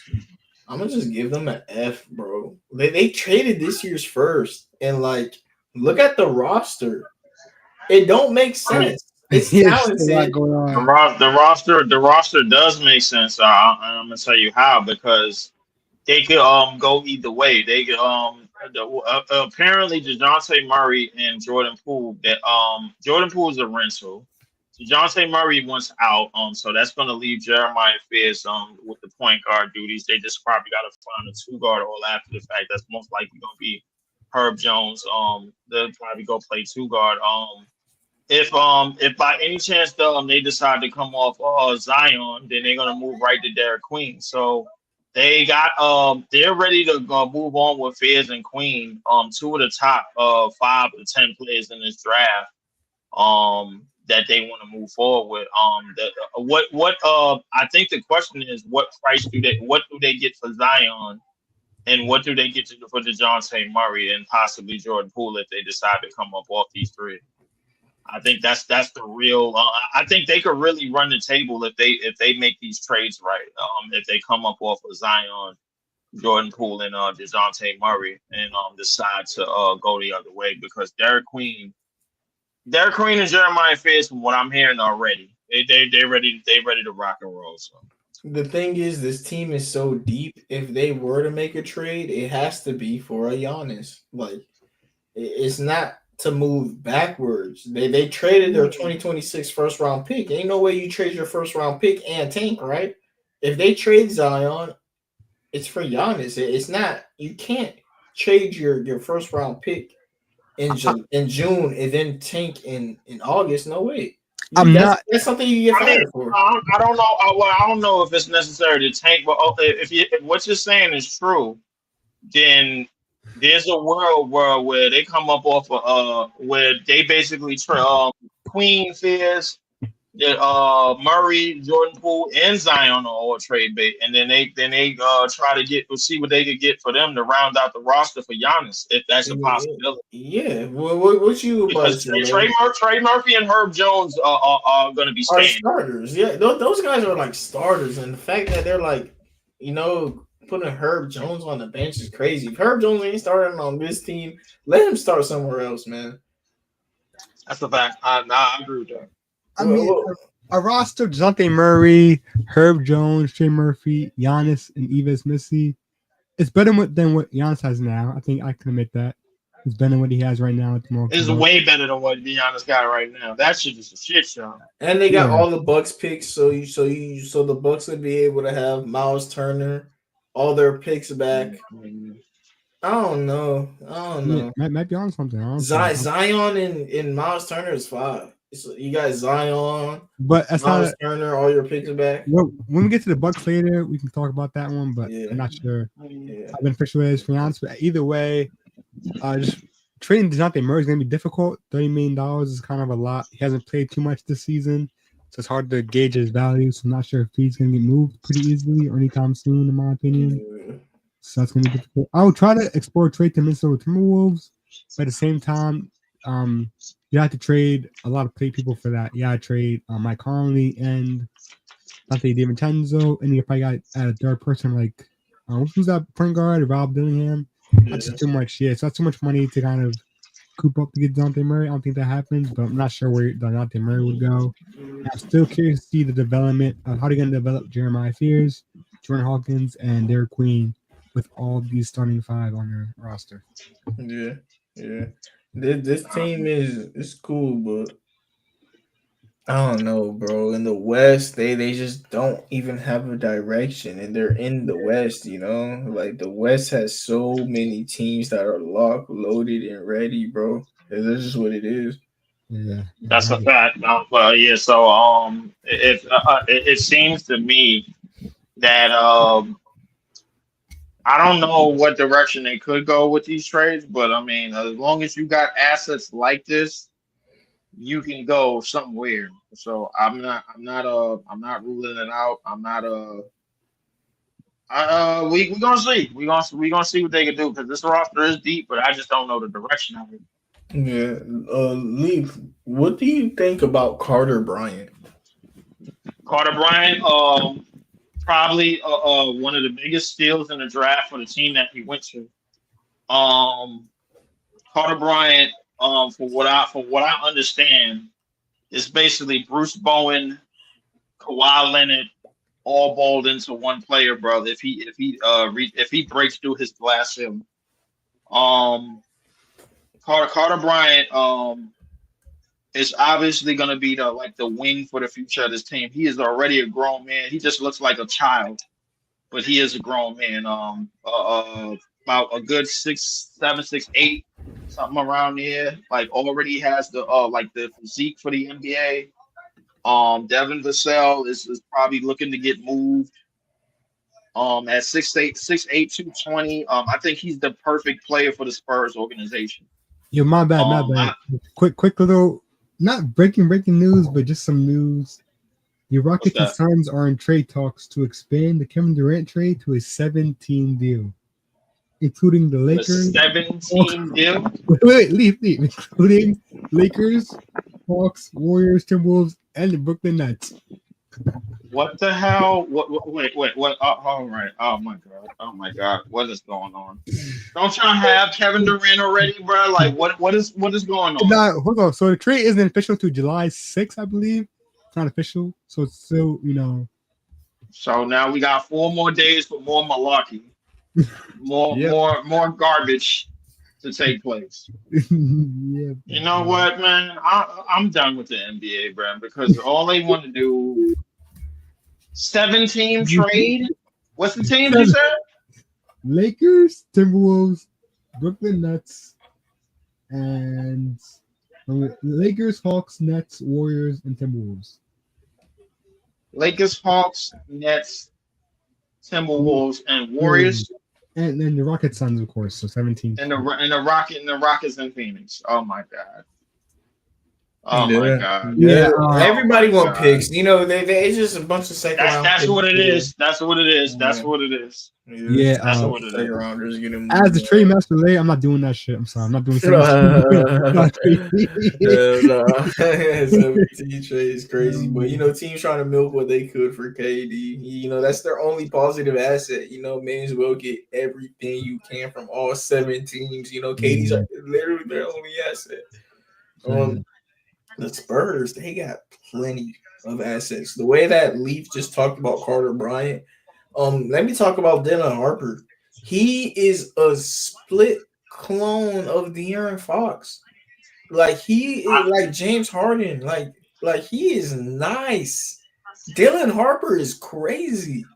And he's Dylan Harper is crazy, but I'm told that he might miss the first couple of games because of like hamstring or something. Like that's some league talk realistically, but a lot of people are comparing him closer to Cade Cunningham than they are to James Harden. I was watching him and saw that De'Aaron Fox. He was super athletic.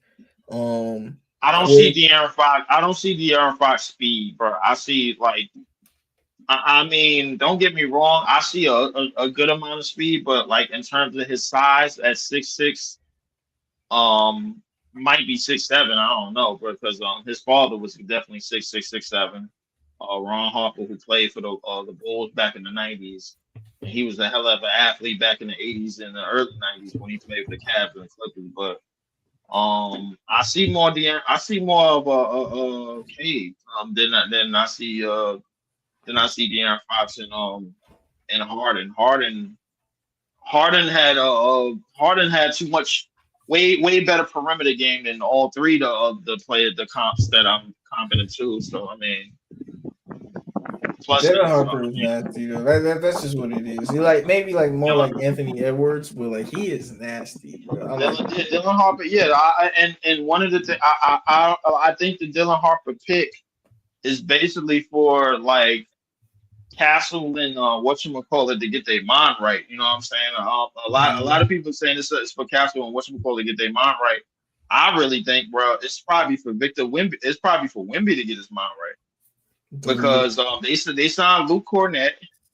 They went out and got him when they didn't need a guard. So I mean, in reality, Wemby better turn into a top 5 player this year.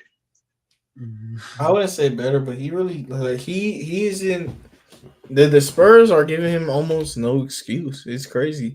Hey, Wemby should be in the playoffs if he's not hurt. Wemby should be a top 10 player in this league with a bullet, bro. Like there should be no room for excuses, no nothing. I think he should go for 28 and 12 on a given, bro. Like on a Tuesday, this should not be a discussion, bro. You got Luke Cornett to back you up for healthy minutes. Luke Cornett could come in the game as a bench center and do some things. You got what you need, bro. Yeah, you got what you need, bro. Like, I mean, if people want to say, this team don't got like Popovich is in the front office, I don't think they too young now. I don't think they know what they doing. This, that, the third, that's fine. But the hell with all of that. I need you in the playoffs, bro. I'm not trying to hear none of that. So, what you think about that thought, Larry? Yeah, I think they beat the playoffs last year. Honestly, if Wemby doesn't get hurt, if Fox doesn't break his finger, I think they go to the playoffs last year. In my opinion, I think Dylan Harper is a good addition to them. I'm a little confused on the fit with Stephon Castle, Dylan Harper, and De'Aaron Fox. I do think offensively, Fox and Harper kind of play similar. So kind of excited to see how that fits. I think Harrison Barnes is a perfect depth for Victor Wembanyama, perfect power forward depth. Luke Cornett is a fantastic 5-man backup 5 for them. That's option. Keldon Johnson, I want to see what he does. He's kind of been declining. Maybe they trade him. I want to see a trade for Keldon Johnson, in my opinion. And that would be a good move for them. And they still have a lot of draft capital left, kind of like the OKC Thunder. A lot of draft capital, a lot of young players, rookie contracts. So they still have a lot of availability and room on the roster and salary cap to make additional moves.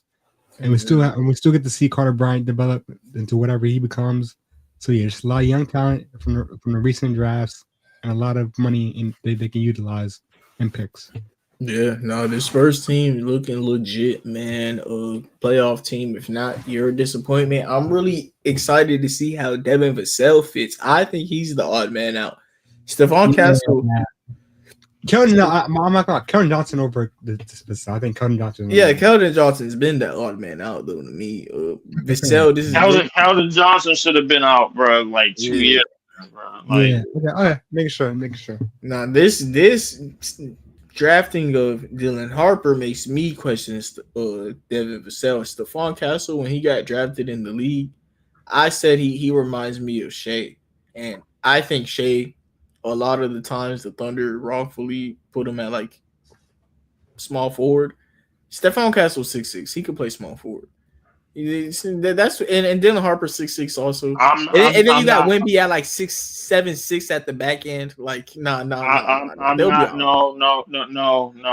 The reason why, the only way that would work, and I understand the OKC way of doing things, bro, like putting 6'6" dudes at the 3 and at the 2 to have some versatility. You got more ball handlers, this, that, the third now.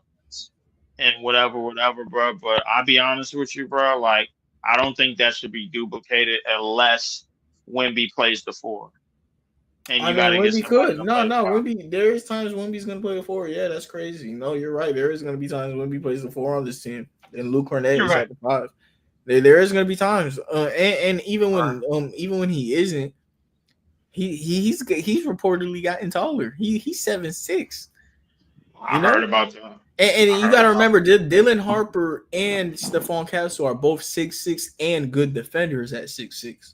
So it's not like they're small. They're not small. De'Aaron Fox is 6'3" and a solid defender. They're all good defenders, so like they're going to play bigger than they is. I just think Castle's lack of floor spacing, bro. Like, because he's not a shooter, he's an attacker. He's more downhill with it. Dylan Harper's lack of shooting.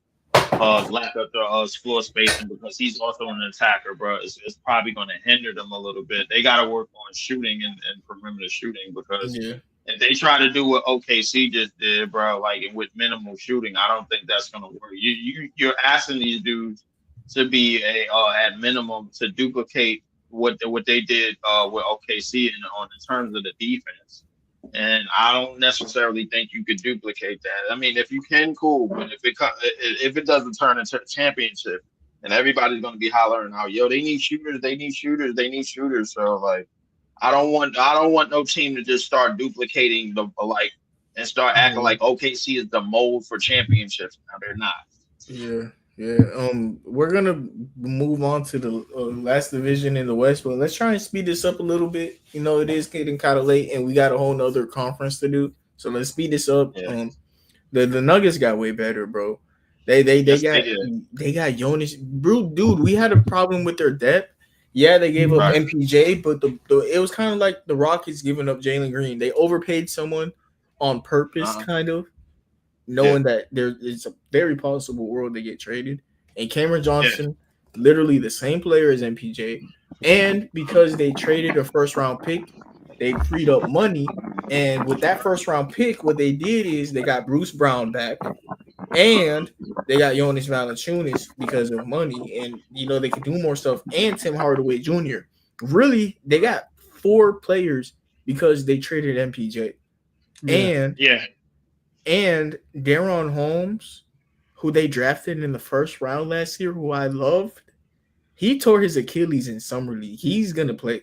I don't know how he's gonna look, but no matter what, they got Jonas Valanciunas in the 10 minutes that Jokic is gonna be on the bench. I'm gonna put it to you just like this, bro. If Cam Johnson could play north of 65 to 70 games, and in the playoffs still give you the efficient shooting like he's been giving you for years, and it translates to the playoffs, Denver could possibly make another run at another title. Dude, they basically did this year when MPJ didn't have a shoulder. Dude, their team was hurt, and they took the Thunder to 7. This is a contender. And they got better. This is definitely a contender. And they definitely got better. No, this is a contender that got depth. Their biggest problem is no longer a problem. Like Jokic This is one of the few years Jokic has I no think, I excuse. think, yeah. I think Joker. This is probably going to be like one of the last times in Denver that he's going to be able to compete Yeah, and contend for a championship again. This is if they get some things to go their way again and they get some favorable matchups, they will be there. Christian Brown is turning into something. Strider Watson is turning into better players. Bruce Brown is probably going to be running backup one because they had him running backup one when they won the championship that year. Valanciunas gives Joker more of a rest. And gives you good minutes. Pretty good rebounder, good in the paint, good around the basket. Aaron Gordon doesn't have to be your backup center no more because Darren Holmes there too. They have three centers now. Like Aaron Gordon's going to be the fourth option at center, and last year he was the backup. Right. So realistically, bro, I know I said I got Dallas winning the whole thing, but it's a possibility that Denver. Well, no, Denver can't beat Dallas because I think Dallas got everything in the front court to deal with Joker. I think they got everything. Denver, Dallas, Thunder. So far to me are the three teams. Denver, Dallas, Thunder. It's gonna be. I would say Dallas has everything in the front court to neutralize Joker. I mean, you got AD, you got Gafford, you got plenty of shot blocking and plenty of defenders and this, that, and the third and all of that. So I mean, we just got to see how it all turns out because Denver, Joker could possibly be going for another MVP run. He could possibly be going for another MVP run. I mean, with all the depth, this is probably the most deepest Denver team that Joker's ever had. You know what I'm saying? So Denver, contenders with these pieces. So. Almost favorites, dude. Like this team might be too good. It might be too good for Jokic to win MVP. It might be. I think Joker will probably take a step back. Exactly. He's probably going to get like limited minutes in the regular season. My bad. I was in the fan. He's probably going to get limited minutes. Because of Valanciunas, the bench it's going to be dependent on how the bench plays, bro. If the bench plays well, and Tim Hardaway becomes that shooter off the bench, Bruce Brown can give you something. Peyton Watson, Valanciunas, those guys. This is a legitimate 9-man rotation, probably 10. So I think they could do some things, and Denver could probably make another run. So who we got next? Yeah, the Timberwolves. This is the team that, looking at it, they ain't do nothing. They ain't do nothing. They brought back a lot of people. Yeah, they brought people back. Run it back. Yeah, run it back. Yeah. So Shannon Jr. should be getting more minutes this year. They re-signed Naz Reid. They re-signed Julius Randle. Yeah, they just running it back. Yeah. So they should still be. Thunder running it back with Nikola Topic. Thunder, they should still be there for sure. They're running it back with Nikola Topic, and they had a couple games in the finals where they had like less than 10 assists. So I don't know.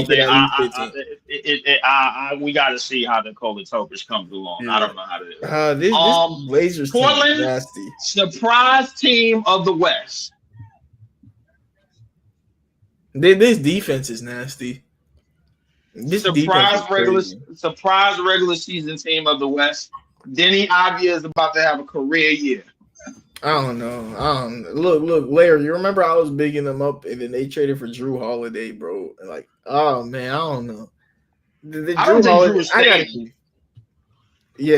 That's why I said I don't want to talk about this team too much. I don't know nothing. This is all I'm gonna tell you is Scoot Henderson has got that starting spot now. They should be okay. Utah, they're a joke. They haven't done anything. The biggest story is Ace Bailey, bro. And I don't even know how that's gonna play out because Ace doesn't want to be Ace wants to be in this point where he can start immediately, go get runs. And I don't think you could do that with a supermax guy like a Larry Marketing. The Bucks, oh my God, look at this shit. Bro, the Bucks. the Bucks literally did they did Dame a favor. They literally did by waiving him and now owing him 22 mil for the next 5 years. You picked up Miles Turner to replace whatchamacallit. You got a bunch of juniors on your roster. Trent Jr., Porter Jr., Kyle Kuzma. I'm like, what do you? Yeah, Giannis. If Giannis doesn't want out after this, I don't know. He's just devoted to that franchise. Dude, I can't really I'm speak. sorry, but like them, this is the best for the. All right, you know when you playing Tonk and you get dealt certain cards, this is the best they could have did with it. Okay. Waving Lillard was crazy. I ain't even gonna lie. You could have at least traded. You could have salary dumped them. No, you can't even. But no teams have money nowadays, bro. So it's like you can't salary dump him, and he's out for the year. And you have Giannis Antetokounmpo. You like with the whole East is hurt, and you have Giannis. Like they just said, Miles. If I had one player in the NBA who's the best fit next to Giannis, it'd probably be Miles Turner. Who's a better fit next to Giannis besides like Drew Holiday? You know that's probably why people look at it with a grain of salt. You know who's the better fit next to Giannis? Realistically, who? Wemby, yeah, but yeah, exactly. And you can't get Wemby. Now Miles Turner is like the best gettable thing for a Giannis duo. Like this is a real. I mean, but the Bucks can't get Wemby, but the Spurs can get Giannis. Exactly. But the Bucks care about their franchise, and Miles Turner is like Miles Turner is lit. You're gonna be able to play 5 out with Giannis. Yes, you lost Damian Lillard, but the whole reason Damian Lillard and Giannis wasn't fitting is because Giannis want the ball in his hands. So it's like, okay, now he got another screen setter, even better. Giannis want the what is the possibility that the Spurs don't do well and they get another top 5 pick in next year's draft? No, they literally have to do good this year. They have to. They could still get another top pick just because of how many trades they got and how many picks they got, but it ain't gonna be their own. It ain't gonna be their own. We'll see. All right. So what's the possibility of getting another top 5 pick? No. And then pairing a whole bunch of pieces and then letting them go for Giannis, because Giannis is going to get traded. I don't think Milwaukee is going to let him walk on his own. They're going to offer a contract and they're going to be like, "Yo, what the hell?" If he doesn't accept it, that means they're going to be looking to trade because they're not competing. This is not the 2009 Cavs. So yeah, man. I mean, the best spot for Giannis right now in terms of somebody that could fit with him in the front line is with Wemby. To me, yeah, but that's your dream duo. That's 2 top 5 players, you know. No, but I'm not gonna lie. I think he's right with the getting top 5 pick. Look at the West right now. The only guaranteed not gonna make it to the playoffs is the Jazz and Blazers. Everybody else has a chance to make it to the playoffs. Suns, even with their roster, they could do it. Yeah, everybody else definitely has a chance, but I mean, the Suns don't have a chance to make it to the playoffs. No, they don't. Bearing injuries? No, they don't. There's no bearing injuries, no nothing. They don't. There's no world where they make it to the playoffs. A play-in. Do you think they make it to the play-in?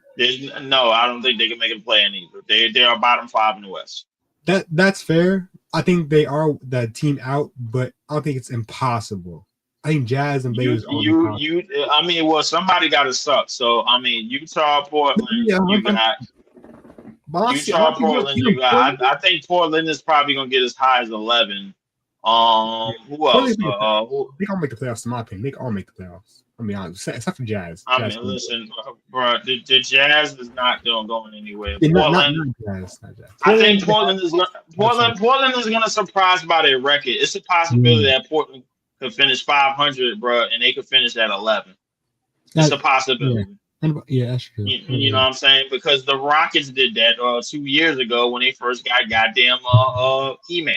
So the reality of the Western Conference is that this is going to be. We only know the top teams, and that's Dallas and Denver and Houston. That's it. I mean, OKC, excuse me, OKC. Who else? Minnesota. Nah, I wouldn't count them in that tier. No, you did just the four teams: OKC, Denver.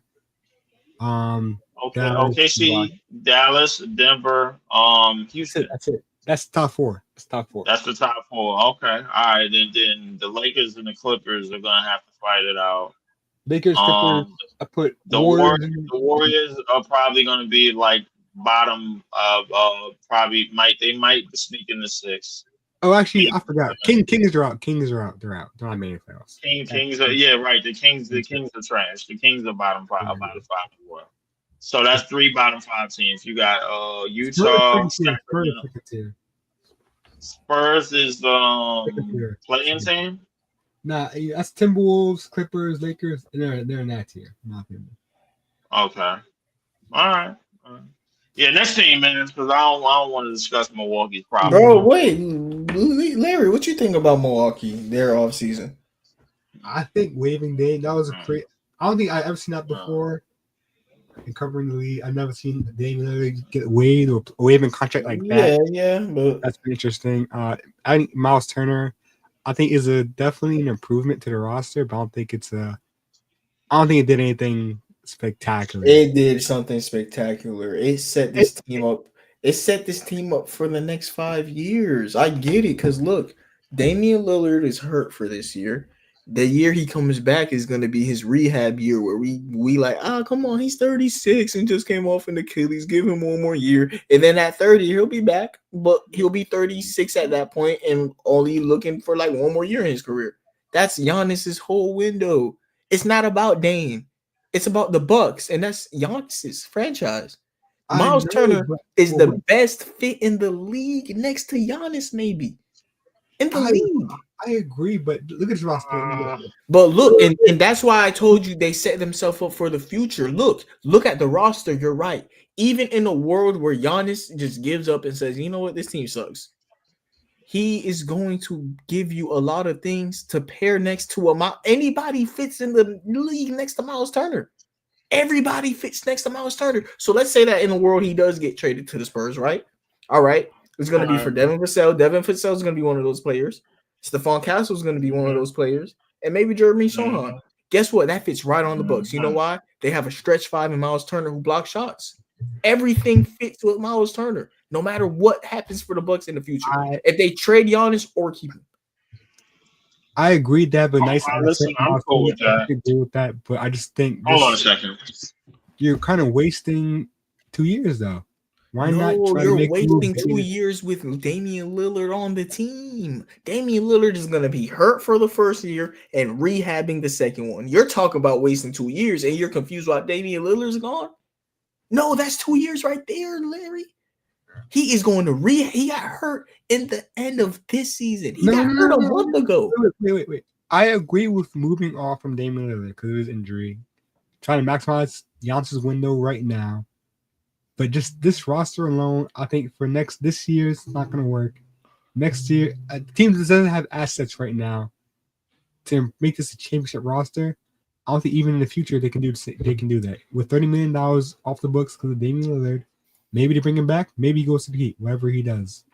But I just don't think they have the assets. I don't hate that. But no matter, true. They don't have the assets to make They got the power forward center rotation. And they don't have any guards. Look, the guard rotation is terrible. Micic is probably going to be their starting. Forward rotation is terrible too. The forward rotation cool. They Giannis carries it. Giannis carries it. You know, like I know, but off that, I mean, look, power forward starting center. This is the best power forward starting center we've seen in last decade. I'll say it right now. Probably last decade.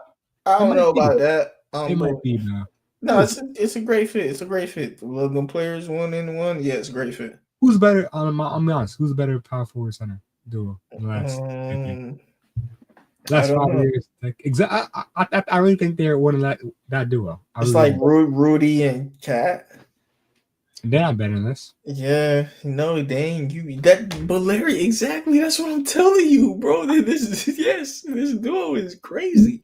No, this is mine. This is the Suns last year with Katie and Booker and nobody else. This is exactly exactly what this team is. What is this team? This team. This is the 2024-2025 Phoenix Suns. I'm trying to think. That's what this team is, bro. No, I'm trying to think what this team is. Who did the Pacers trade for Siakam? Just picks? No, Bruce Brown, OG, I think was inside. Oh, well, yeah, Bruce Brown. It was Bruce Brown and picks for Siakam. I think OG was in there somewhere. No, OG was never on the Pacers. OG got traded the same day though to the Knicks. That's what's confusing you. He got traded the same day. But what I'm trying to say is this is like Halliburton and Bruce Brown. You know, you had two guys who just, you know, it wasn't the greatest pairing in the world. And then you got Halliburton and Siakam, which was just a match made in heaven. Guy that fits with him. That's not the best example though. Look, man, I wish there was a better example. What's a better example, bro? Just okay. How about this? When the Lakers got Russell Westbrook, Damian Lillard to the Bucks, you thought it was going to work out. But when they got a 3-point shooter and D'Angelo Russell instead, that's what worked more. You know why? Giannis is the superstar. Miles Turner is the big man that stretches out the court for him. Dude, did you see how beneficial Brook Lopez, who's a fake shooter next to Giannis, was? He has a real shooter next. Miles Turner is a 20-point per game scorer now. No, I agree. There's only 3 centers in the league that can do what Miles Turner does on a better level. That's Embiid, Porzingis, debatable, and then Victor Wembanyama. That's it. No, Miles Turner's better than Porzingis at this point because of health. So yeah, that's debatable. So exactly. So like, no, Miles Turner and Giannis is a great duo, and like I understand what you mean after that. If I'm be honest, bro, if you would replace Miles Turner with Victor Wembanyama, I'm still not. I feel you. This team is still bugging. Exactly. No, exactly though. But Miles Turner, no matter what, in every world, but the thing is, this team was worse 72 hours ago, Larry. You know? No, I agree. They got better, but this is a good move, but they need to make something else. They need to make another move. Trade Kuzma, $20 million, and a 2032 first round pick unprotected. Get somebody else, get a point guard. Yeah. So this is bench. This is literally third string, second string players on this on. Yeah, it's not gonna work. Yeah, they got Giannis, Miles Turner with a bunch of second and third stringers. I agree. Look, that power forward center duo and by puts off the bench, that's probably the best rotation center power forward rotation in the entire league right now. But the rest of that shit is garbage. Yeah, no, I'm happy. We agree then. Okay, because Miles Turner, it wasn't. I don't know, bro. It's kind of crazy at the time, especially with the East being this open this year with all these injuries going on. It's not gonna work. I'm not sure if I pick him over the Heat. He might be better than them. I'll be honest. Oh, okay. This team, the Pacers, they lost their center. Or is this a team that we just gotta wait to talk about? They're doing something at center, and we just don't know yet. Well, this is a team that gets judged by what they do at center. What are you gonna do at center? They wanted 8 2 years ago. They lost them to the Suns because Suns mastered money. They just lost their center for 10 years in Miles Turner. They lost him for nothing. Yeah, not a second round pick, nothing. One of the most valuable pieces they have. This team's cooked this season. I might trade Pascal, bro. I'm sorry. How this is looking right now, I might just get rid of Pascal. Wow. I'll be honest, bro. It's not worth it, bro. He's going to be 33, 34 years old by the time Halliburton gets back and healthy. I'd rather TJ McConnell might move off. I might just kind of lock in Aaron Naismith, Nembhard, give me some picks. We can rebuild. This is going to be something. Wow. Trade our old players, like trade our Drew Holiday and our Porzingises. And let's maintain our our Derek White, which is Andrew Nembhard and Aaron Naismith. Keep those two. Trade everybody else. Benning Mather, I'm not sure what you do with him. but I move off Pascal right now. That's- Just also center, also point guard. Gonna be out for another 1 to 2 years. We're not gonna have a good window. I think I move on. You think they should have a gap year like the Grizzlies did when John Morant was hurt? Still gap year, bro. Yeah, Especially- wow. The Pacers are usually not that franchise, but if they're gonna do it after an NBA Finals run, I guess that's just the Pacers thing to do, huh? They just made a Finals run and Well, they had they're a different situation though. They lost Halliburton, Yeah, I know. Yeah. and they lost Turner in a week. Yeah. And they were always bigging up how they're gonna pay Miles Turner, but I guess Halliburton rupturing his Achilles changed their plan, you know. Yeah, exactly. So Yeah, I mean, they lost their 2 starters. But it's like they lost, Obi Toppin or something, or Benny Matthews. They lost their 2 top 3 guys. Yeah. Nemhard Matherin, most improved player of the year race. Exactly. Yeah. It's like, this Pacers team, you don't got really nothing to talk about. Trey Pascal and TJ McConnell. That's my idea. I'm sorry. Yeah, that's the team we just gotta wait to talk about. Pistons, they got Karis LeVert, okay. That ain't nothing. They got Duncan Robinson, a real good fit next to K. Great fit next to Asar. Yeah, no, they had some shooting. Malik Beasley has some things going on with gambling, whatever. Karis LeVert, Duncan Robinson. Oh yeah, so he's their replacement. Yeah, that's cool. It's a solid replacement, so I can shoot the ball, play, get some, their own shots up. I think it's time to move off to Tobias Harris. I know he's been fantastic for them, but this team is trying to be a playoff team. I think I would probably try to move off to Tobias Harris. He's $26 million expiring contract. That's a valuable contract in today's league. All right, my bad. What I missed? Pay with some draft. I was talking about the Pistons, talking about Tobias Harris. Had they should move off of him. And some. Oh no! Actually, go back to Pacers. Actually, we gotta go back to Pacers for Leaf because the Pacers is cooked. Yeah, I don't even think you gotta look at them. All they did was lose Miles Turner and they lost Hallie and they lost Miles Turner. They could. They're Hold on, Leaf. Ain't had nothing. My proposition was Nembhard, Aaron Nesmith is the same age as Tyrese Halliburton, but I would move off TJ McConnell and Pascal Siakam. I would trade Siakam. Get some picks, have a down year like the Memphis Grizzlies did. Celtics are doing it right now. So have a down year, trade Pascal, get some draft capital, and trade TJ McConnell. That's what I would do. What do you think about that? Trade Pascal to who? I'm not sure, but trade him. I'm just saying trade him. Just tell teams we are now picking up inquiries on Pascal Siakam. Yes. We are now accepting trades. Okay, all right, cool. That's what I would do, bro. That's all I would do. Just tank it all the way. I mean, yeah, I never thought about that neither. But I mean, I thought they was bad as is. But I mean, listen, if Boston did it, I ain't gonna lie. If Boston found out a way to come up off of Jaylen Brown, they redoing this thing over. Yeah. To me. Yeah. No, I mean that literally would be it.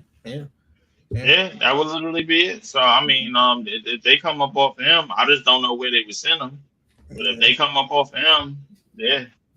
So who we got? Oh yeah, the Pistons, who I believe is the top 4 team in the East this year. All they did was replace Malik with Duncan Robinson and basically LeVert, but that's not bad. Karis LeVert. You got Jaden Ivey coming back.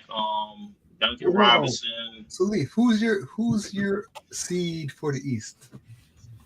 My seeds for the East, 1, 2, and 3. Hawks. I don't really have no order for 1, 2, and 3, but I got Cavs, Knicks, Orlando. I have the Pistons, the Hawks, and Sixers in the there? other team. Who? Sixers?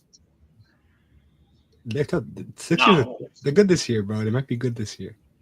No. What? Really? No.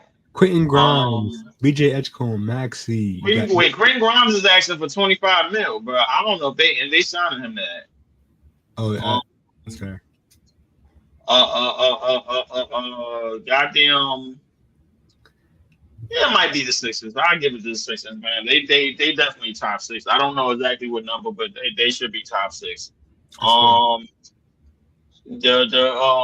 I will say is the Sixers could they could rebuild this now through Maxey, BJ Edgecombe, and Jared McCain. But to rebuild, you kind of have to move off Paul George. Paul George and Joe. That's $100 million this year. Yes. To move off. Yes, that's it is. Pretty impossible. Yeah, that's pretty impossible. You might be able to get one of them out of the way, but I mean, the other one you might have to wait on it, man. I ain't gonna hold you. Like it's just look like some players is gonna be getting waived, man. And they might do what Milwaukee did and be like, all right, yo, we'll pay you, but we don't want you here. Some shit like that. I don't know. So I mean, next team, bro. I mean, I got the Pistons finishing top 5. They was 5. They peaked at 5 this past year, so I'm good. Yeah, one thing for the Pistons I want to add, just I think Tobias Harris has to go. I think you have to trade Tobias Harris with some picks. Yes, Toby definitely has to go. To really just get Toby out of there. Toby has been great for them. Just it's time to move up. That's all. I wouldn't call him great. I mean, he's been okay, but Toby, yeah, I need him out. Yeah, I need him out. Yeah. Next team, because the Pistons, all they did was they're in the same place to me. They're just gonna have a healthy Jaden Ivey. See how that runs back. But Cavaliers, they let Ty Jerome go for nothing, and they gave Lonzo Ball more money. Okay. I'm not gonna question that. I guess. I'm not gonna question it. Yo, hold on. I need to say this. Lonzo, please, bro. Like, I don't need him for more than 15 to 20 minutes a game. What's the point of letting go Ty Jerome and giving Lonzo more money? Defense. Because Lonzo is the better point guard. He's the better defender.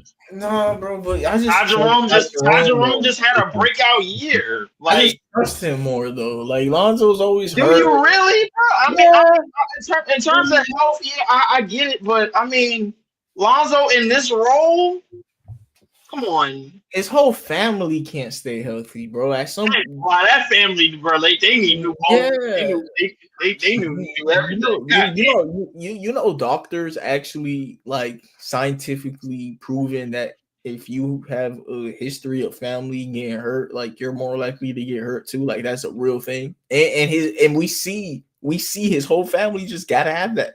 They gotta have it in their bones. His whole family. That is a fact. No, unfortunately. I read the shit. Breaking news. The Rockets, Suns, Lakers, Hawks, Nets, Warriors, and Timberwolves are in trade talks on a deal that would set an NBA record per Fred Katz. Yeah. Oh my god. Cavaliers ain't really do nothing. They got Lonzo. Shout out to them. I guess the Bulls. Let's see what the Bulls did. The Bulls. They got that rookie who I don't know. They got Trey Jones, Isaac Okoro, Kevin Huerter. Not too much. I'm sorry. Yeah, we added more guards to your already heavy guard roster. Yeah. But like, all right, Larry. Basically, what I want to get off real quick. I think Kobe White's a point guard. Ayo Dosunmu damn well isn't a small forward, and Josh Giddey is a 6'8" Swiss Army knife who could do a little bit of everything. He's literally in between the players. Josh Giddey is the best playmaker on the team. That's why he's in the point guard position. He played the point guard before in OKC. I've already seen him do that. He's been in Kobe White at the point guard. Kobe White's a combo guard. He's like Kyrie Irving. He can play 2 guard. What is it? James Harden and Kyrie Irving on the same team back in Brooklyn Nets. James Harden's skill set is just better. I get the idea, but like at some point you got to realize the man is 6'8", and Ayo Dosunmu is 6'5". Man, like what are we doing, man? But I get it. Josh Giddey's a great playmaker. He's a great point forward. He's such a good point forward. We're gonna just label him at point guard. I get it, bro. A top point guard isn't rare in the league anymore. We had Lonzo before. Lonzo 6'6", same almost an inch shorter.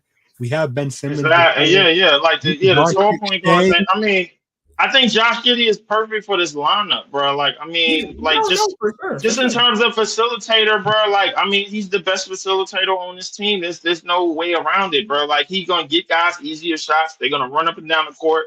You who else you got? You got Noah Sengay loading up in the hyperbolic time chamber. So like yo, you. I'm I just mean, asking, you why okay? can't Josh Giddey's play style be labeled at small forward? Because Primary, primary, primary. he probably can't do all of that, all the stuff that he's doing at the small forward at the one. Yeah, I all right, man, you got it, bro. Nah, they just I don't label him know. that. Yeah, I don't know why either. That's I don't all know, I'm man. saying. That's just all I'm That's saying. Is division, Ayo bro. Sumo a small Yeah. forward? Do you think Ayo Sumo is a small forward?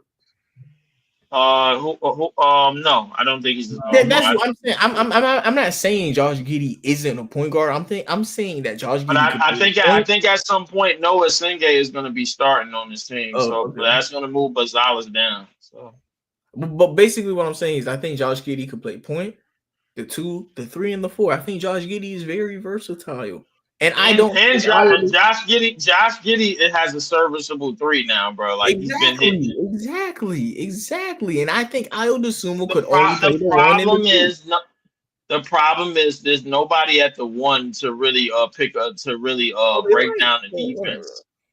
Whatever. Kobe White, Whatever, bro. We're arguing semantics, bro. Like what I'm about to do right now. I'm about to be consistent. Anthony Simons is a point. Derek White is a 2.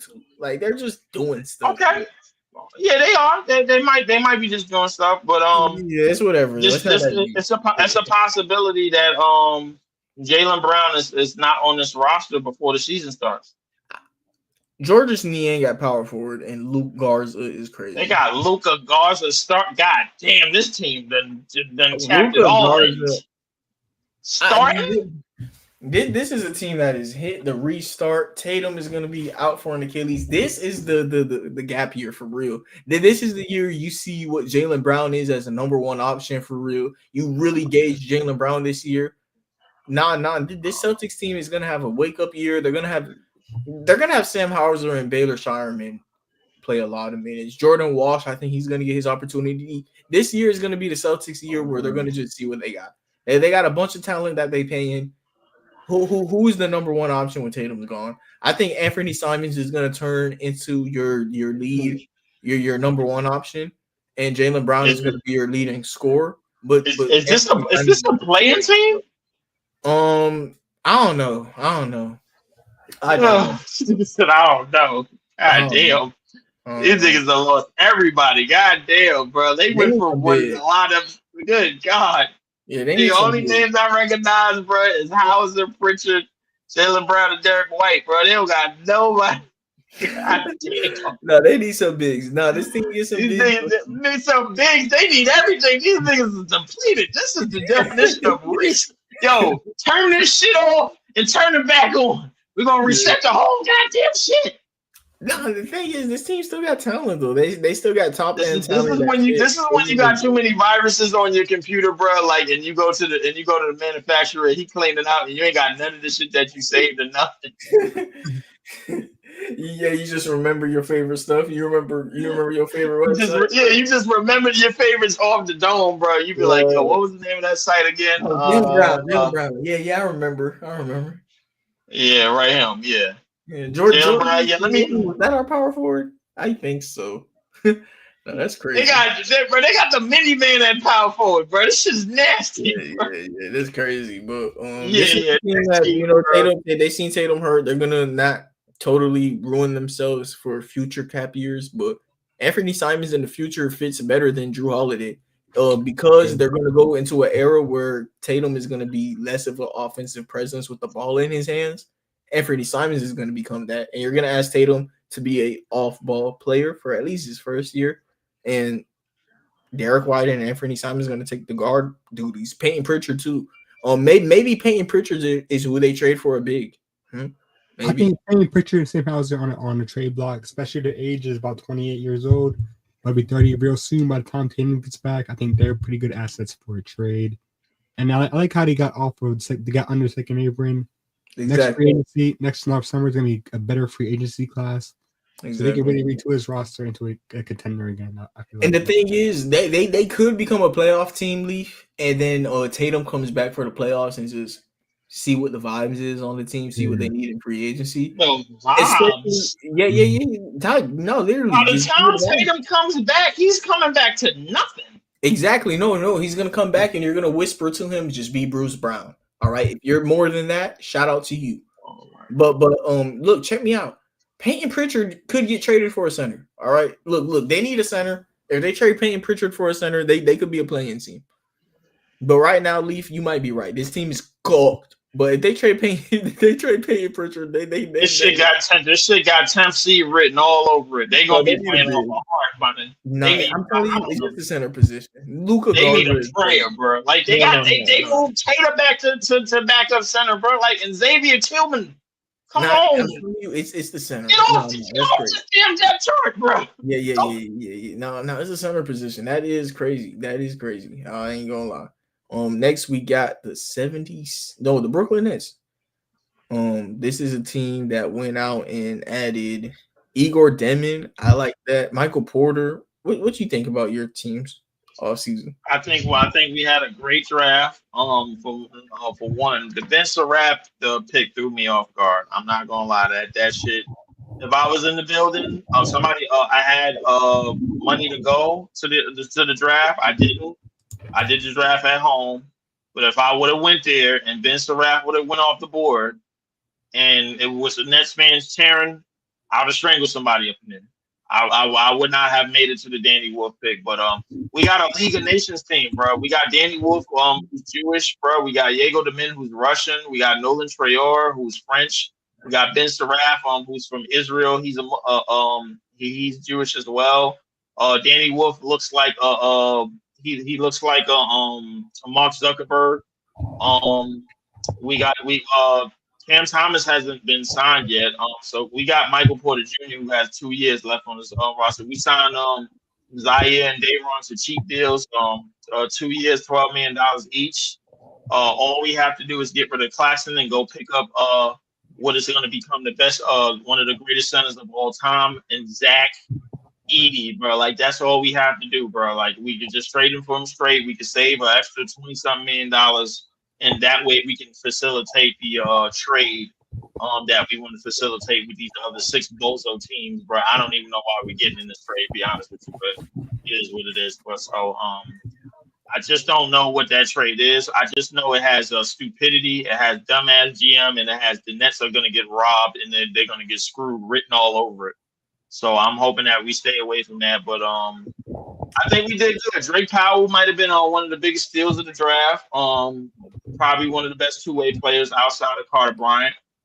And yeah, we I think we did good. I like this roster. Yeah, and Larry, I'm gonna do the same thing again. I'm gonna complain about the same thing again. The NBA is weird. Cam Thomas to me could play no position besides point guard. He is a small guard that just scores. I understand that he's not the playmaker a point guard is, and Igor Demin is a point guard. Igor Demin is 6'10", and his second best attribute is rebounding the damn ball. He's a fucking wing. What the fuck we put in a 6'10" nigga at point guard? Yegor Demin is like, bro. What if I told you if Yegor Demin breaks through the glass ceiling, he's basically goddamn Luka if he breaks through the glass ceiling. And I think Luka's a small forward, powerful. Yes, exactly. Why are all these LeBron niggas that have point forwards just labeled at point guard? Niggas, LeBron is a small forward. LeBron athletic enough to be a small forward though. Like that. The thing is, these dudes are not. And Igor Demin is 6'9", dude. Yeah, but he's 6'9" and 190-some pounds, bro. Like barely 200 pounds. He's not, bro. I'm telling you, there's a reason why these dudes don't play the 3. They're gonna get abused at the 3. Dude, you are what you guard. The thing is, I live by you are what you guard. And Cam Thomas is a 20-point per game NBA scorer who could guard no one. So you have to put him at point guard. You can't put Cam Thomas nowhere else. Igor Demin is fucking 6'9". Why? They're just doing something. They're just trying to be cool. And literally what it is, Leaf, NBA teams or like ESPN, someone doesn't understand what a scheme is. You're like, why are you gonna just yell, "Hey, Cam Thomas is our scorer, by the way, so we're gonna put him at shooting guard, everybody, because we're not gonna like he's our scorer, so he's a shooting guard." I disagree with it. Igor Demon is 6'9", bro. Michael Porter at power forward. Why can't we just label Igor at power forward? Understand that he's a skinny power forward that's a great playmaker. Keep Michael Porter at small forward. Keep Cam Thomas at point, and throw Terrence Mann at the 2 or Keon Johnson. Here's the reason why is this, because I think you just focused on the positioning, bro. Like, but the position is the position, and that doesn't mean that they're gonna match up with other true point guards that's supposed to be at point guard from other teams. I think this starting lineup should take out Zaire and put in Terrence or Keon. Nah. Really? No. Okay. No. Okay. Keon Johnson's still on the roster? Oh, yeah. Keon cool. What? Keon cool. I like him, but I mean, whatever. I'm listen. Zaire, I think he immediately when he got to us last year, I saw winning qualities in him. I saw somebody that could definitely start at the 3, legitimate 6'9", 6'10", along with Michael Porter Jr., who's 6'9", 6'10", and along with Igor Demina, who's 6'9", 6'10". So you got a big ass lineup. You got Nick Claxton, who needs to be replaced with one of the great, or what is soon to be one of the greatest centers in the history of this league, and that's Zach Edey, bro. Like, and we need to get him, and then our half court set will be officially complete. We'll have that threat in terms of pick and roll, in terms of spacing, and in terms of getting easier shots. We'll have somebody on the boards. Michael Porter Jr. can take all the threes that he wants, but he also rebounds, and so does Zaire, so does Cam Thomas. So we'll be all right. The Knicks have no reason not to win the East, bro. I mean, yeah, they got Jordan Clarkson and Gershon. Y'all was Sylvie. They got some more. Exactly. They got more of a bench. Mitchell Robinson back. They got what they needed. 3 best players, and they just hired Mike Brown. So I mean, Mike Brown is a great hire, and they got Tyler Kolek and Pacome Dadiet from last year who are gonna develop. They got 5. They possibly added 5 players in their rotation. Or 5 players in competition. You know why this is the perfect year for the Knicks to do something? Because there's no Celtics around. There's no Indiana around. There's Tom Thibodeau around. There's no Tom Thibodeau around. You literally have no excuse. If you lose to Orlando or Atlanta or Cleveland, you are garbage. You are officially what I thought you were, 100% rat ass. Garbage, bro. Like, you need to not represent Manhattan anymore. You need to be under the sea. You need to be in the water. You need to be somewhere else, man. Matter of fact, we moving you up to Rochester. We sick and tired of this. New York got a lot of depth, bro. Like they were missing that, and Mitchell Robinson's gonna be healthy this year. You got 2 rookies from last year and two bench players this year. So Yabusele and Clarkson cool, yeah. Next team is Mike Brown the one that to get you over the hump though? Like, I mean, he hasn't won a playoff series since 2009. Yeah, that's why I haven't said anything. But Jalen Brunson is, and you know, I'm gonna judge him how he is with Jalen Brunson because he has no excuse. Tom Thibodeau looked decent with the Knicks the past couple of years, and Mike Brown is like this sworn play caller. Like, everyone thinks Mike Brown is a play caller, and that's what Tom Thibodeau doesn't do. Tom Thibodeau is a leader of men, you know. Mike Brown is the cool play designer. Let's see, because Tom Thibodeau, his imprints on leading these guys should still be there. And Jalen Brunson has been with this team for a while. A bunch of veterans now who's been with each other, played in Villanova together, that are friends. So Mike Brown, he has a bunch of leaders and friends who just need plays written for him. If he's a good coach and the coach of the year that people say he is, Knicks, like you said, they should be good. This 76ers team, Larry, what you think about your team, man? I think BJ Edgecombe could be a good addition for us. Quinn Grimes, if we keep him. I think this team is solid, definitely a playoff team. It's really just dependent on Joel Embiid's health. Jeremy McCann's going to be healthy for us. He's been amazing in his first 2 months of being a Sixer. Hopefully he's able to retain that level of play when he gets back. Kelly Oubre has been solid for us. He's not a championship, starting caliber player, Off the bench, he could definitely provide us some energy. Adam Barnia has improved to be our backup five officially. Drummond's kind of played his way out, not being as efficient and as good as he was in previous years. So I really like our bench. Our bench is definitely 100% better. McCain, Oubre, and Adam Barnia off the bench. And then whatever we can get out of Justin Edwards as well. He's been fantastic for us. He's been one of those small guys under the radar who's on a minimum contract. He's going to be great for us. And then also Trendon Watford was a nice addition. After losing Gerban and Ubachele, we're able to gain Trendon Watford back. And he can be that power forward depth that we needed. But it really just depends on Paul George and Embiid, their level of play and their health. That's the team revolves around those two right now. Okay. I don't know if Quentin Grimes. From what I hear, Quentin Grimes is looking to get he's looking for $25 million a year. He's probably not going to get it. VJ Edgecombe starting at the 3 is absolutely retarded. They did lose Yabusele, who was probably the starting 4. Kelly Oubre, who probably is going to be the starting 4 for them now.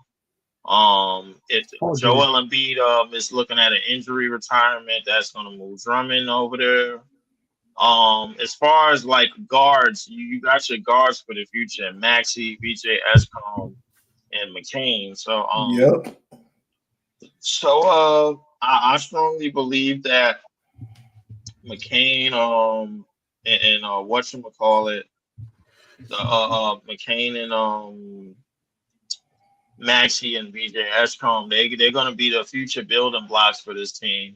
They just gotta see what they can do. If they are healthy, they can finish top 6. I don't really have a number, but if they're not, screw them.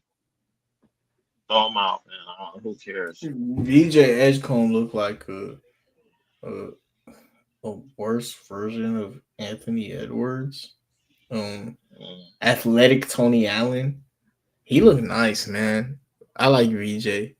VJ Edgecombe, his player comp was Victor Oladipo. Well, I think that was his floor. I think that was his floor. His glass ceiling is D Wade.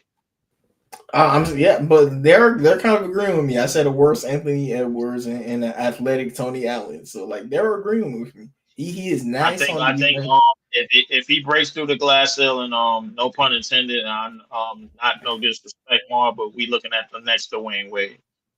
Dude, he's a great defender.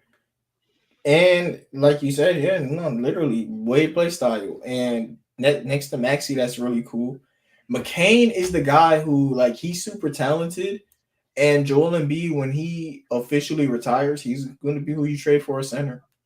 I do think this is a team that probably, if they keep Grimes, you start Grimes. But if you do move on from Grimes, this should be a team that starts Maxey, VJ, Paul George, Kelly, Joel Embiid, and off the bench you have McCain. That's a lit. Something like that. Yeah, but this team in reality is going to have Joel Embiid hurt, Adeem Bona start, Andre Drummond on the bench, and suck. But they have a way. If Joel Embiid is healthy, this team is lit. But is he going to be healthy, bro? Like, I'm not. I've never, ever since this podcast has started, all I've ever talked to y'all about is Joel Embiid will never be healthy. And it's been 4 years later, 4 more years of injuries. I don't see any reason for me to like start seeing him being healthy now. And he's never been since we've talked basketball together, y'all. Joel Embiid's never been healthy. But he has what he has done is he has produced some of the greatest when I look back at some of these MVP races, and I look back at what Joel Embiid was able to do in a lot of these races, even though he was hurt, it's nothing short of amazing, bro. It's at one point he was looking like the greatest player known to man. At one point, bro. Like I'm looking back at this finish number two, and number 1 in MVP voting in the 3-year period. The only person that did better in terms of the numbers obviously is a Joker, the person that he beat that 1 year, and then the person that beat him You're the two. you're bringing that up, but you got to remember the reason he's finished number 2 is because of health. Yes, the reason why he finished number 2 is because of health. And then Yes, I man. look at the other, and then I'm I not. look at the other, Again, and no, then I I look at understand. the other couple of years. I mean, no disrespect to Giannis, because Giannis was in this as well, but you're not gonna find too many 3 year stretches that like this, that where you see 33 and 10, 34 and 11, 30, 31 and 12, like, and then with at minimum 4.2 assists, bro, and a block and a half and a steal. You're not gonna see too many. You're not gonna find too many players with stretches like this. Um, I got. I mean, I can't say that he didn't ball out, because he did. I mean, he just got hurt, man. I mean, it's just a lot of his playing style didn't support what he was doing.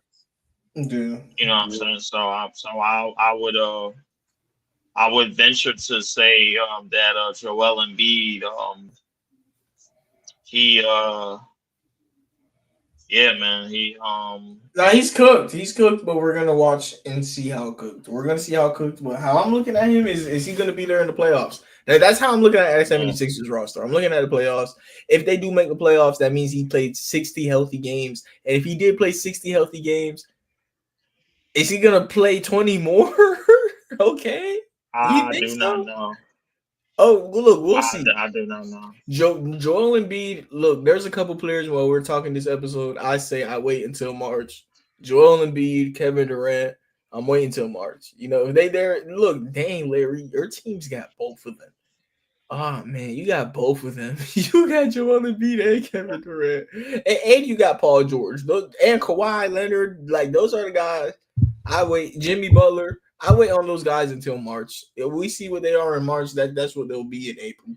Because those guys are elite. It just, if they're there in March, they'll be elite in April.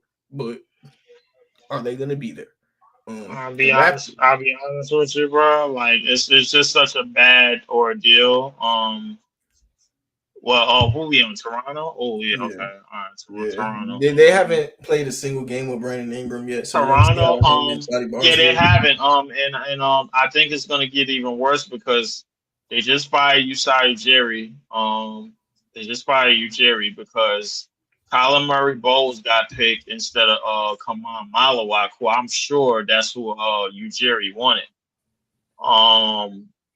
I don't know how that pick didn't get made, but he went off to Phoenix, and now he's going to be in the dump for the rest of his days. He's about to turn into the new Hasheem Thabeet. Quickly, I'm told that they want to get rid of R.J. Barrett. I don't know how good of an idea that is. They still got Scotty Barnes. They still got Grady. They still got Quickly. So I mean, I don't know. I heard they want to move Jakob Poeltl. Why? He cool. I mean, I don't know why they want to move Jakob Poeltl, bro. Like, they got new management. I think they got new ownership and new management upstairs or something like that. And they told Ujiri to pick CMB instead of picking Kaman Malawak. And CMB got picked. I think everybody can on Twitter, they saying that was more of Clutch Sports moving stuff around in the draft to get Kaman Malawak to Phoenix. So I don't know, man. It's weird. It's a weird situation out in Toronto. This is another weird team that should just try and trade for Giannis. This is another Giannis. I don't think they should. They just wasting their time if they. B.I. and Giannis would be cool. B.I. Giannis would be cool. Trade Scotty Barnes. B.I. Giannis. But it's so you throwing Scotty Barnes in there? Yeah. Scotty and RJ Barrett. Make it just. I wouldn't even do that. Make my suffering quick. You take RJ, Scotty. You know the East is weak, and then we got Colin Murray Boyles as a backup because like he is good. So like use him as a backup rotational player. If I'm Milwaukee, I'm only talking to team with first or second year pieces, bro. Like that's it. Scotty and RJ are good enough. No, you don't think so, Larry? Scotty and RJ, no. There's some picks. No. I get it. But the Raptors, like I said, this is a team. Like only way I want to talk about them is if they got Giannis, and that ain't happening. So we on the last division of the episode. Thank God. We're gonna try and fly through this a little bit. I'm not gonna sleep. Yeah. We're gonna try and fly through this. Atlanta's a playoff team this year, bro. Big time deals, bro. I like Nickeil Alexander-Walker. I was told he robbed him for 4 years, 60-something mil. I don't know if he was 15 mil a year. I don't mind that. Luke Kennard was a good pickup. Yeah. You bring it, Dyson Daniels, and you getting back Jalen Johnson, who is about to become Blake Griffin, bro. Jalen Johnson, just to let y'all know, was averaging 19, 10, and 5 before he went out. It's a couple of people I talked to got him averaging 24, 12, and 6. I was debating if he was going to be an All-Star this year around the All-Star break. I was debating putting him on my All-Star ballot, but the Hawks had 2 All-Stars and were playing team looked crazy. Yeah, Jalen Johnson, to me, he's like the new Josh Smith. And I would venture to say, bro, that he's better. I think he's he's every version of Blake Griffin, from the Clippers to the Pistons, all balled in one, plus a little bit of Josh Smith in there too, bro. So Trae Young, my numbers might not be too crazy this year because everybody's going to be involved. That's what I think. The shortest player in this team is 6'5", besides Trae Young. And they got literally shooters and defenders next to Trae Young. Shooters and defenders, yes, they do. Reach say they got Kongu, you got Porzingis, who I don't expect to really be 100% healthy, but you still got Asanul on the rookie who they like. So we're gonna see how that goes. I got them being a playoff team for sure. Yeah. This is a for sure top 6. Yeah. Next team, man. But probably the best offseason in the league. Yeah. And for Porzingis, he's kind of a rental right now. If he doesn't work out, he'll expiring contract. Charlotte is I don't really expect Charlotte to do nothing, but I do like the Ryan Kalkbrenner pick. Colin Kneppel, I'm told, is the only person that worked out for them and the only person that was willing to work out for them. Everybody else said hell no. So Colin Kneppel, he might bring good attitude into that locker room. It's everything is dependent on their training staff, man, because these dudes are made out of glass. Why is Colin Kneppel not labeled at shooting guard and Brandon Miller as small forward? It doesn't matter, Mar. I know. Look, Colin Sexton is a good pickup. Keeping Trey Mann. Spencer Dinwiddie, you got guards. You got Diabate, bro. Who was a good backup big. Josh Green, whatever. But you okay. But I don't really expect them to do nothing. I expect them to be bottom 5 in the East. This is like 5 is low rough. Yeah, this is like playoff playing team. I expect this team to fall apart again, bro. They need a new training staff. No, literally, this is LaMelo's team. Look, literally, it's all on LaMelo. If LaMelo's healthy, they're gonna have a great 6-man in Colin Sexton. If LaMelo's hurt, Colin Sexton is gonna play his trade value up and get traded, and they're gonna tank. Fair enough. That's not bad take. That's not a bad theory. So we'll see what happens, bro. I don't really got no expectations for them. So we'll see what happens. You get a 5. Williams trade for a 5, man. Yeah, maybe a play in there, stay healthy, man. But I don't know. I ain't gonna lie. I don't know about this Ryan dude. Ryan Kalkbrenner, good center, bro. Could man the paint, block shots, can stretch the floor. He's pretty solid. We need to skip this. We need to skip this now. Davion Mitchell got signed. Davion Mitchell is only like Mar. This is disgusting, bro. Like this is not good at all. Leaf? Can you? What you think about this Caspers guy? There's a reason why he fell. There's a reason why he fell to 20, bro. Okay. I don't know. He was supposed to go top 10. It was the reason why he fell to 20. Garbage. All right, man. Come on, move on, bro. I mean, do nothing then. Magic, they got Desmond Bane, of course. They got Tyus Jones, so they're gonna put Anthony Black at small forward, like I've been begging. Yes, they are, because they got Tyus Jones and Jason Richardson, and they got Jonathan Isaac Batasi. They got a decent. I'm telling you, Anthony Black is not a point guard, bro. I was hoping to where's Mo Wagner?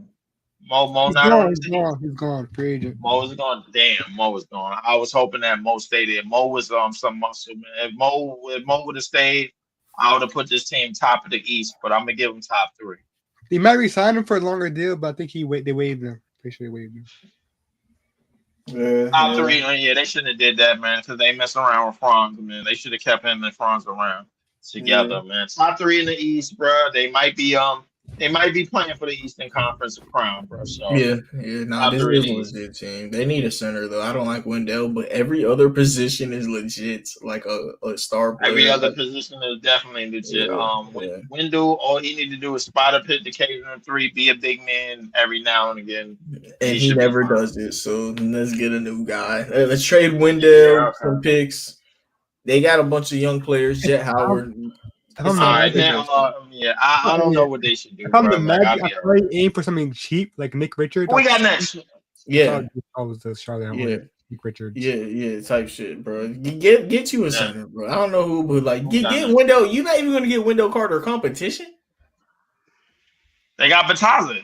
Bataza is cool. Man, I like him. He's had the same competition for too long, and he's been winning. He might be. He might. All right. So who this? The Wizards? You know what? I like. The Wizards got a lot of good. They doing a rebuild pretty good. A significant amount of veterans. A lot of and a significant amount of young guys, bro. Trey Johnson just got added. It was supposed to be Ace Bailey, but Danny Ainge wanted to be an a-hole. Bob Carrington is their point guard of the future. C.J. McCollum got one more year on the deal. Marcus Smart got one more year on the deal. Chris Middleton got one more year on the deal. Kelly Olynyk got one more year on the deal. So you got 1 year vets. Yeah. Over Sean Holmes got one more deal. But so you got a bunch of age expiring veteran contracts, veteran deals, and you got your young core. You got Bilal, you got Alex Sarr, and you got Bob Carrington. That's your next guys that you're gonna build around. So continue to build around them. Continue to work and tell Elijah Alex Sarr, bro, finished top 10 as in rookie and all rookie votes last year, bro. He said he don't care. He said he don't care. Of course he gonna say he don't care because he's a hater, bro. Like that's why we were talking about last night, bro. The last thing I want to add, just the expiring contracts with Chris Middleton, all of them combined, that's $105 million expiring money for next offseason with a better free agency bonus. Yeah. The question is, who the fuck going to Washington? Maybe Washington at the trade deadline they acquire picks and add more. They acquire picks or something like that, and then they trade them to like contenders on expiring deals. Like maybe like the Nuggets, would want. I don't know. Trading these old geezers for picks, bro. Like Chris Middleton. Quick question. Marcus Smart, C.J. McCollum, and all of them. With the Suns trying to get off Jalen Green's contract, would you move Jalen Green to the Wizards for C.J. McCollum? Would the Wizards is there a first round unprotected involved? Probably protected. Lottery protected. First round pick. If it's unprotected, you got a deal, bro. Like, I mean, one person McCollum. Hey, we've been getting unprotected picks like crazy, bro. So we the unprotected kings over here. I'm saying we got another unprotected from Denver, bro, and I think 2031, 2032, something like that. They Joker would not be there after this decade. I know that for a fact. Mm-hmm. So we gonna be in the baggy. Yep. So we gonna be good, man. I mean, if you can find a way to get Jalen Green to the Wizards, you do it. I don't know what the deal would be. I don't know. You can find a way. Jalen Green, bro. I'll be honest with you, bro. Like he already down bad because he only 20-something years old, bro. He's dating a chick that's a 40. Yeah. Running. No, yeah. Like I mean, yeah. Like if he goes to Washington, bro, like his career is most likely over. Shout out to Jalen Green. Shout out to everybody for listening to episode 220. Bye. I want to sleep. End the episode. Let's go. Yeah. Thank you, everybody, for tuning in. Have a nice day and God bless.